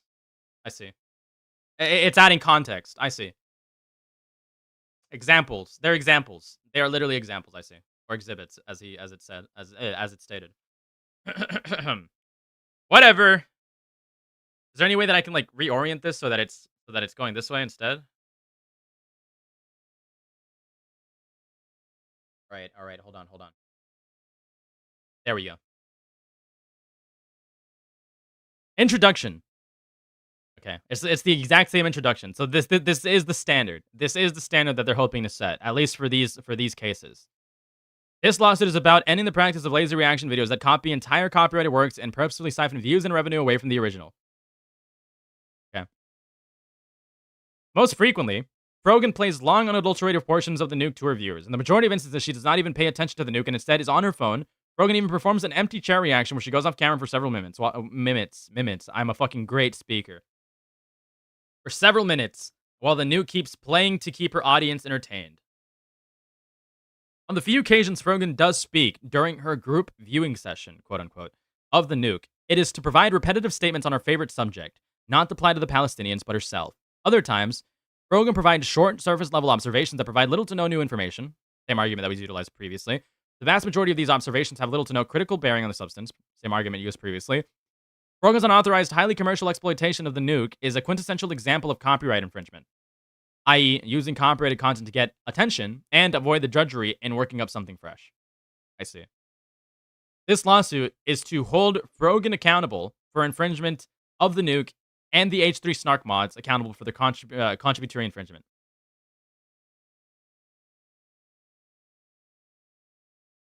I think reading a lot of this would be repetitive, in my opinion. Because he basically gave out a majority of these arguments in his video. And he even cited some of the stuff that he was arguing from this as well. Okay. So,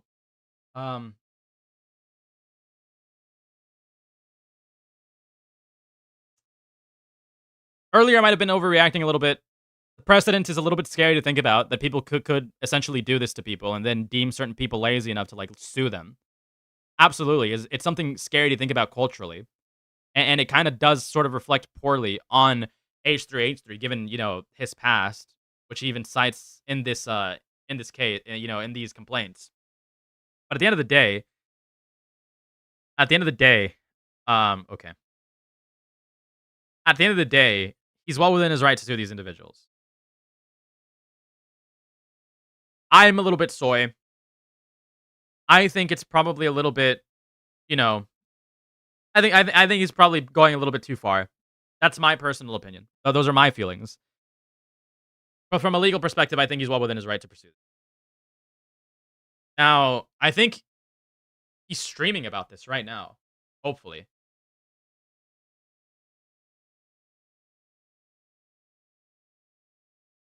Yeah, I don't think it'll set any precedent. I'm just being soy. I'm just being soy.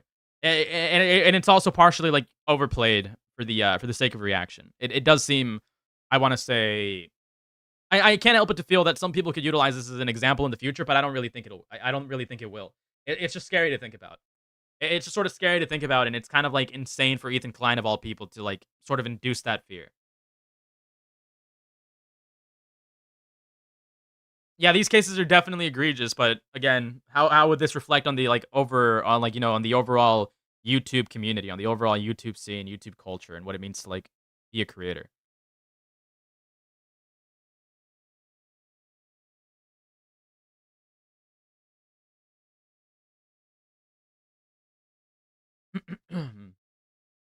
Yeah, I would have to agree. I think him being spiteful specifically and petty is kind of what's like also turning me away from this a little bit more.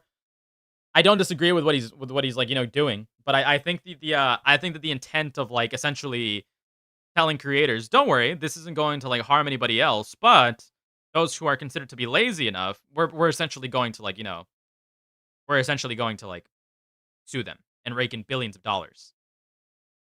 Is what this gives off. Is that Ethan's intent? Unlikely. Highly doubtful. Highly doubtful. Which is I'm pretty sure why he tried making this argument, being like, no, don't worry. If we can establish this as an expectation across the board on YouTube, then people won't just be mooching off your content lazily. People will give an effort to actually react to your content and give meaningful insight, give meaningful criticism, give meaningful reactions, so that the content isn't stale across the board, which I can somewhat agree with.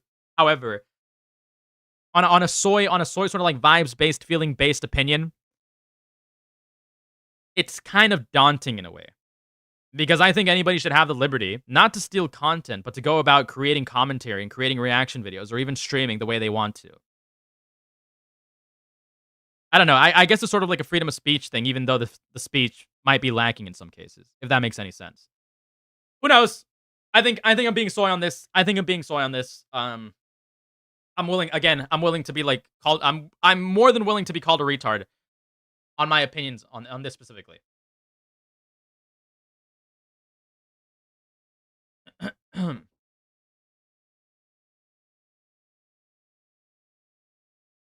Give me one moment.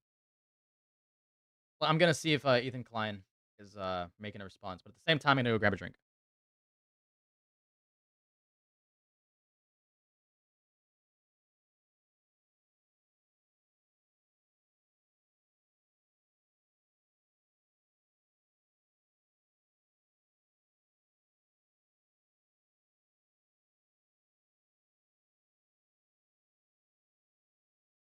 All right. All right. All right. All right. React harder? Fuck you. I'll be as silent as I fucking want.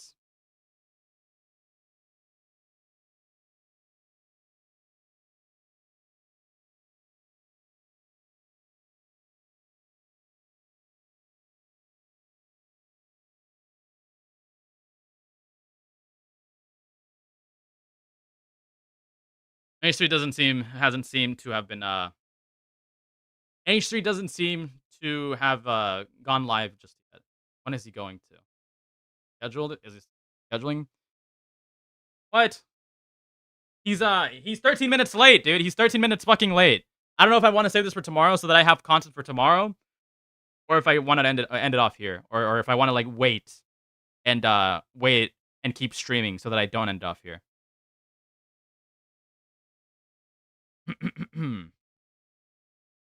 Yeah, I don't think people are going to register with Congress anytime. I don't believe that.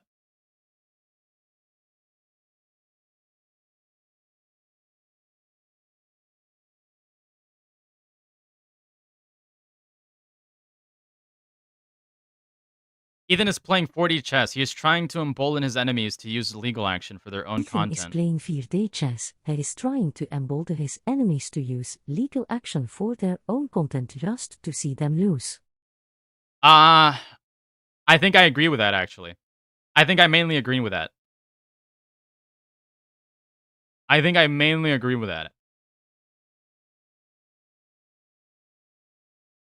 That's kind of what I was feeling as well earlier. Not in those exact same words. I'm not going to take credit for that or pretend that I came up with that originally.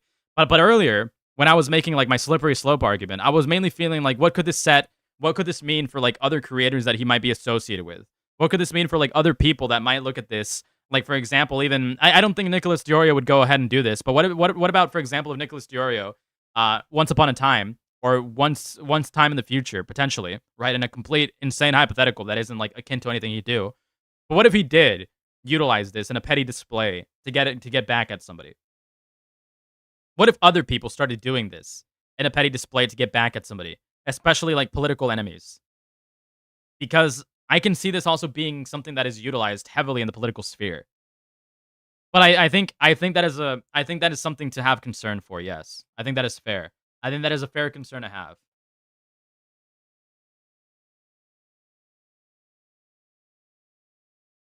Where do Hondurans rank in the Latino rankings? I'm not Honduran.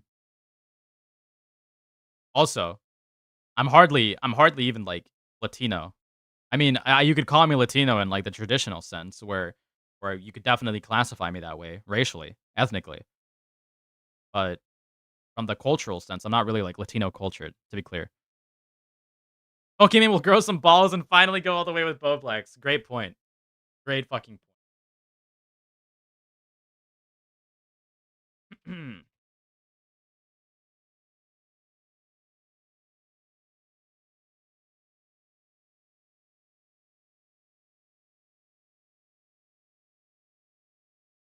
I don't really know.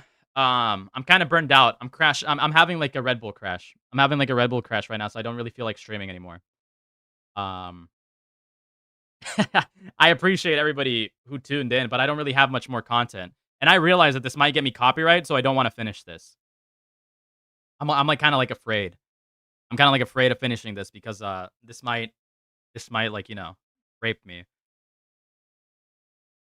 I think we'll save it. I think we'll save the rest of the content that's going out, also this video, tomorrow, and we could probably look at this retrospectively. But I don't really have much more to cover. What are you talking about, dude? I'm like crashing right now, and I have not much more to cover. Yeah, social battery status drained. Hold on, give me one moment. Let me go check on something. Let me go look at something real quick. I'll decide if I want to keep streaming in like 5 minutes after I go do something.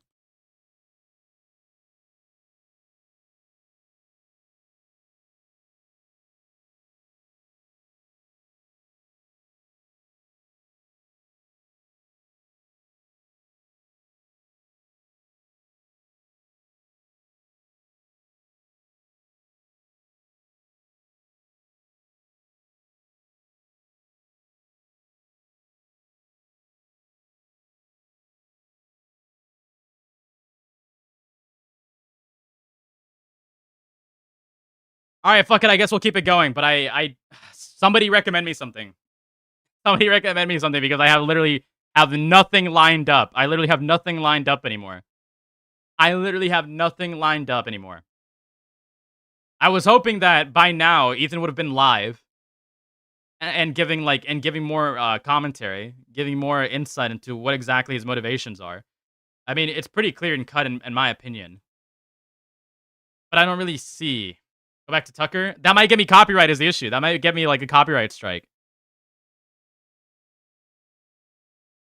No. Let me check Reddit or Twitter. Let's see if there's any like current events, breaking news.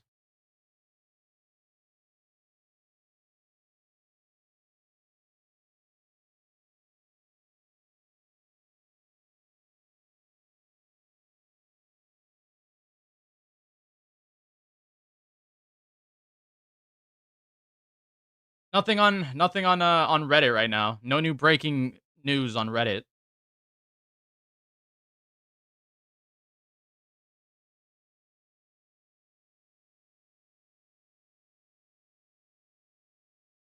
Wait, hold on. Urgent news. Urgent news. Holy fuck, dude. Breaking fucking news. Saberspark rebranded as a fucking furry. Been working on a rebrand for the last year and it is finally finished. I'm super happy with how it looks. I really dig the colors, the setting, and how this new avatar runs with the energy of my original cartoon guy. After 10 years, I felt like it was time for a facelift and I'm super excited for this new chapter. Can we get eyes on this cat? Can we get eyes on this cat, guys? Can we get eyes on this? Can we get eyes on this cat? I can watch Cameron?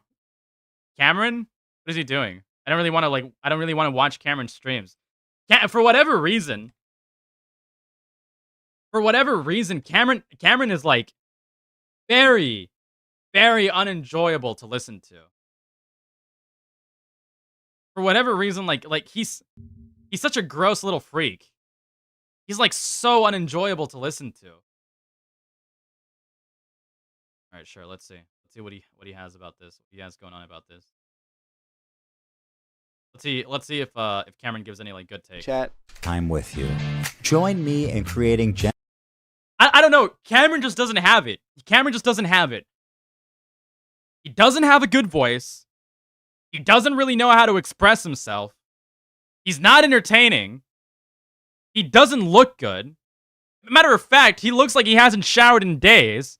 Super dysgenic. Heavily unlikable because he's such a fucking clout chaser. He doesn't have a single redeeming quality to him. So like listening to anything he said, like I literally avoid listening to like some of his videos back whenever I've like whenever I was literally avoiding on my own time. On stream I'll do it because it's content. On my own time, I avoid listening to anything back that this guy has ever said just because it's so gross listening to him. It's so fucking gross listening to him. Generational wealth for my attorney. Hey, can you give your boy some generational wealth? Okay. Let me tell you guys a story. I'm not asking Ethan, I'm asking Noah. About a year and a half ago, it's a big conversation called Reactgate. I would say that I'm not. I would say that I am significantly more attractive than Cam. PD. I know you're trying to bait me. I know you're trying to one guy me, and fuck it, I'll fall for it because I think it's funny.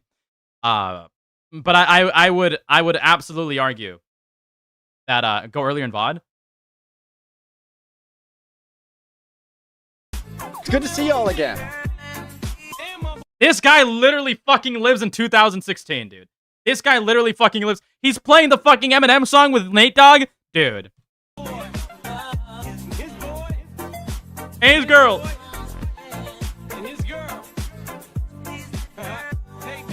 So, by the title. Look at that brow. Look at that brow line. Look at that brow line, dude. This guy's a literal Neanderthal. I can't say that. Of Ethan's latest video. First of all, Ethan, if you're watching this, which there's a 50-50 chance on that. No, he's not. He does not give a fuck about you, lil bruh. You motherfucker. You usually upload at like 3 or noon your time. I was at the gym. Okay. No, you weren't. And I just got home from the gym, and then I see you No, you weren't. post a story saying T-minus 5 minutes. I'm like, oh shit, I gotta shower. So I go shower, and I'm like, oh god, I gotta get the stream set up. I gotta fuck. And then 14 minutes goes drops. So I wanted to be on the jump, but I guess not. I guess I can assure you right now, and some people have seen this. I can assure you right now, I have double this guy's like body mass. Unironically, I can assure you, I have double this guy's muscle mass. Not even a joke. I guess we can't have things our way. So yeah, Ethan has been teasing this nuke. He's been hyping this up. It's not titled content nuke, but it's got like the thumbnail's got the aesthetic of a content nuke. And I also need to update you all because it has been 14 days. But Veritazabine, ban my detractors right now. Ban my detractors right now. Ban this PD and mean person. Kidding. But I think we might want to wait until in the middle of this video. Because I think this video might be relevant to what I should be talking about because... Speaking of which, I haven't done my routine in like 3 days, so I should probably, after stream, I should probably go like jump rope or some bullshit. Maybe do some push-ups. Maybe do some pull-ups. I haven't hit the gym in forever. And I'm not really like too ready to, what's the word? I'm not really like super ready to like start benching again. Because if I try benching my previous weight, it'll fall on me and kill me. Called ReactGate.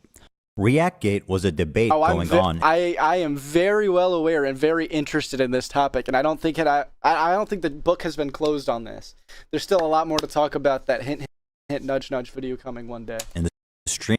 What the fuck is he talking about? There's still more to talk about this? Does this guy consider himself the fucking connoisseur of what goes on YouTube and what can be discussed?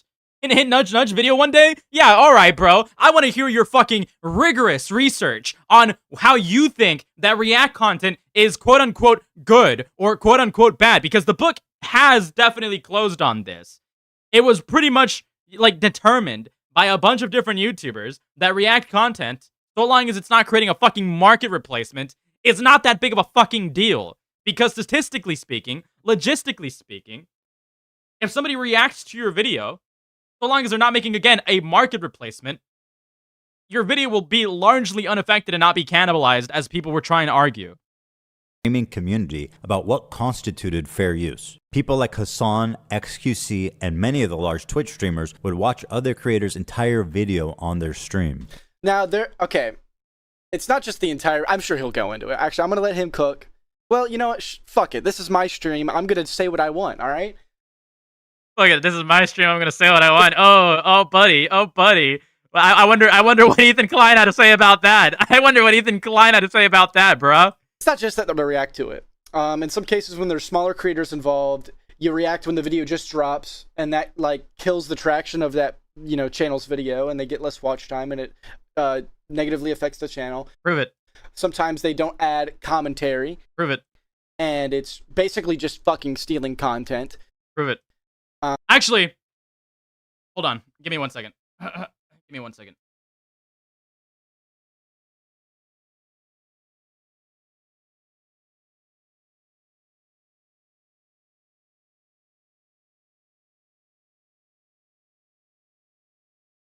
I actually have evidence against this. I have evidence against this. I, personally, have evidence against this. This is an uneducated claim. This is an uneducated take. Okay. If we go to Tom Dark Live, and I know the numbers aren't gonna like really add up. The numbers aren't really gonna add up. I blow On Tom Dark Live, the first video that Tom has ever uploaded to this channel was actually my video that I made on Ethan is Online. What was the joke? It was my video that I made on Ethan is Online, right? When he reacted to this video, he didn't get more views than I did. He did not like get more views than I did. I had like I don't know, 1,000 subscribers at the time. He didn't get more views than I did. My video was still heavily going strong. And as a matter of fact, after he dropped his video, my video got another boost. And as of right now, my video is sitting at 100,000 views. And Tom, as far as I know, Tom's video didn't reach 100,000 views until around the same time that mine did. So to be clear, what he's claiming here about siphoning views from like smaller channels, at least per my experience, completely bogus. Completely bullshit. Completely bullshit. So, I don't know, man. I have direct experience with this. That's all I have to say. Sometimes they don't even watch it. They go away or they eat and they don't say a word. They don't add anything to it. They don't pause the video. So there's a lot more to it. They would rarely add sufficient commentary or even pause. My hair's not greasy, chat. I just got out of the shower. I was in the gym. Yeah, all right, bro. Like, all right, bro. 20 minutes ago, okay? The video to speak. Most egregiously, they would re-upload the entire VOD to YouTube with the same thumbnail, the same title, so that they could cannibalize traffic from the original video. Here's what Lamino had to say. Yeah, it's already one thing to do it on stream. It's another thing to upload that thing without all like commentary. Like, I think it's listen to this guy's fried gooner retarded brain try to come up with an insightful take, try to come up with insightful commentary. Listen to him to actually give off a take off the dome that he hasn't heard mommy or daddy give him yet. Listen to him actually struggle to find the words to say without listening to like Nicholas Diorio first or somebody else covering the situation. Listen to how he struggles to come up with a fucking take to this. It's transformative to turn an hour-long video. Look, we are 1 minute into this video. I've been yapping for 5 minutes. This is how you fair use it, chat. Say about this phenomenon. I don't mind people reacting to my videos, but I do mind when they play the entirety of my video. Exactly. I mean, I don't entirely mind if they play the full video. Exactly. Okay. There are some people who like skip around. I know when Nicholas Diorio reacted to mine, he reacted to most of it, and then he left it kind of on a cliffhanger and encouraged people to watch the rest. And that was cool. I liked that. I think that was tasteful. A face cam in the matter of fact, he's like a direct antithesis. He is a direct antithesis to he is a direct antithesis to the argument that he was making earlier. Small channel, bigger channel, getting like maybe 8,000 concurrent viewers at the time, reacts to his video, and then his video blows up and gets significantly more boost in views. Huh. Interesting. How your argument is completely bogus, even per your own account. Or the occasional interruption does nothing to address that issue. My video is still being played from beginning to end in someone else's stream or video. What are you talking about, Kalu? Be more specifically. You said a lot of things yesterday. It's neither ethical nor necessary to feature the entirety of someone else's work. Or, you know, they could do the bare minimum and ask for permission. Something that none of the major reaction channels have ever done when they've streamed or re-uploaded my video. Hold on, let me text Ethan and make sure I got permission to react to this video. No, I'm just kidding. I don't think he'll mind. Dude, this guy is such a fucking egotistical... This guy is such an egotistical, insecure little piece of fucking shit. Guys, I have a direct line to Ethan. I'm watching his video right now. Let me text him so that I can get permission to watch this fucking video. I don't think he'll mind. Because, I mean, he reacted... I don't think he'll mind because we're best buds, guys. I'm gonna join a lawsuit with him and we're gonna fucking anally rape Noah Samson. To the entirety of, you know, the content cops made on him and whatnot. So it's like, there are... That's exactly what you get for being filthy rich. Did you see the JXI video when Hassan stole his video? I'm an FAP watcher and they started this convo a long while ago since Jay was their friend. Right, and I remember Ethan and Hassan had their own little spat about this as well. I haven't seen the JXI video, but I can totally watch it. But yeah, no, I think it's not just watching the full video. It's if you're not adding anything to it, or if you just let the video run. So, like he had this graphic up on screen, right? I don't think he minds that. So I don't think I think what he means is like watching the full way through, or maybe I'm just coping, and maybe I'm a content theft stealer. Something that none of great fucking job the major reaction channels have ever done when they've streamed or re-uploaded my videos. But to answer I also don't necessarily think you have to ask for permission to watch a video on YouTube. That's or react to it. Now maybe re-uploading it, maybe like if you're like it depends. Okay, if you're not crediting them, I do it on principle. I always ask in case they say no. Like on principle, like when I This guy is not going around asking other people if he has permission to watch their videos. There's no way he's actually going around doing that. shout out someone else's video, I always ask.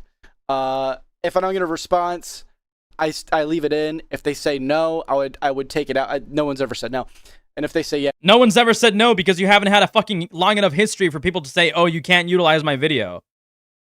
What about Noah Samson's stream? Did you ask for permission to utilize that when you were threatening him with a fucking lawsuit? yes, of course. No, you're I'm gonna bullshitting. leave it in. But your yeah, question, no, I don't want people to stream or re-upload the entirety of my videos.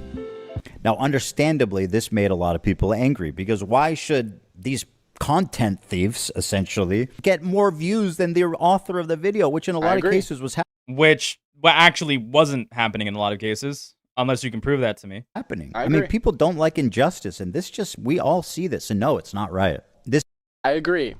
And it's kind of poetic that Ethan is talking about this, given he was sued for What the fuck do you mean it's kind of poetic? The fucking cogs! Look at the cogs turning! Him trying to come up with a fucking good take. No, motherfucker, it's antithetical. It is not poetic, it is antithetical. It goes against what he stood for in the past. It is kind of like an oxymoron in the broad sense. over a fair use case, because he used to be like, I mean, he did like H3 reaction videos, but they were like pretty much comedy videos in their own right. But when he was doing them on Ethan and Neela, he got sued by that Matt House fella. And he didn't even include the whole video, and it was just This parts. debate culminated when XQC, one of the prime suspects, called into No, my show to XQC debate me. XQC's the fucking worst with this shit. In which case, I'm sad to report that I was terribly owned. So in that regard, do you care But he does at the worm. all? No, Microbonics, I'm not calling Cameron an oxymoron. I am straight up calling him a moron. About like IP or copyright, or like the fact that it's illegal? Does that matter? If that it might be illegal, does that matter to you? I don't think. No.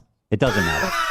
Well, if flat out doesn't, because Dude, XQC, what the fuck? Yeah, he's actually like the worst. Oh, is he gonna play the worm clip? Please do. watch me full screen cam do the fucking worm. He pre-watched this. I guarantee you he pre-watched this. He's bullshitting. Yes! Then watch Bro, your prime do content. it for a week. Do a week of no reaction content and see how many fucking views you get. Oh, okay, sure. Yes! I mean, that's content, man. I mean, XUC unironically owned Ethan here. He unironically owned Dude, him. this is great. Horrible. Shut up. You don't know what's good or not. And it's original content, at least. The ultimate debate, bro. He hit him with the worm. And listen, I'll say this. I don't even think XQC is a bad person. I don't hate him. I don't think he's a bad guy. I think he could be genuinely funny. But his reactions content is genuinely, like, fucked up. It's like genuine theft. Explain why it's genuine theft. And he's the worst about it. And even when he has commentary, you don't understand what he's saying. He's like, it's a chat, did you see that? I didn't see it. I don't get it. This is not good. I don't like it. It's not that. What is he talking about? Did you understand? You do for chat. I don't understand. You know, like, this guy's pissing me off. This guy's pissing me off. QQ genuinely told me to fucking watch this The guy. kid XQC, but he is not the one I'm suing. Despite my criticism, he's not a malicious infringer. But the ones I am suing, you'll see, are much, much What the worse. fuck do you mean exactly? What the fuck do you mean exactly? You were literally saying that he was the worst offender. And now he's saying he's not the most malicious actor. Well, motherfucker, stay consistent. Stop fucking dick sucking. Now, ironically, after this debate, I assume it's that pretty Mrs. Tits over there. I assume she's the one who's getting sued in this.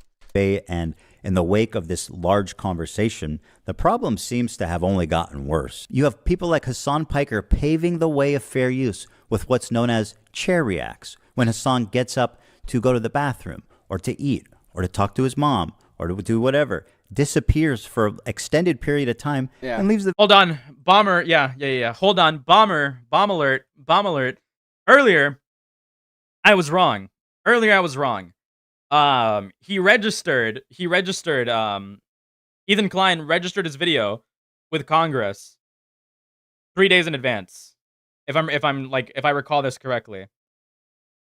So the video was uploaded on January 31st.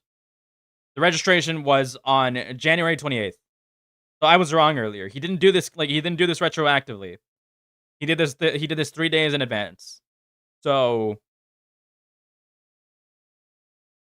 and it appears that he's like, it's not a fucking cope. It appears that this was calculated based on what I'm saying here. Every like big thing right here that he's like released in the last year, he's that could potentially be reacted to, right? As he claimed in his video. He registered in advance, as we can see. So maybe this was calculated. Maybe this actually was a calculated effort from him. So just a little bit of self-correcting from earlier. Maybe just a little bit of self-correcting from earlier. I'll edit that into the VOD. Video playing for his chair. Wait, is he suing Hassan Pecker? It's horrible. Get his cock out of your mouth, Ian. We know your opinions. God. Mr. Funny thing. Anyways, I'm not gonna egg this on. I don't have the energy. Seekers went live. I'm gonna raid into him, and I'm gonna go eat food,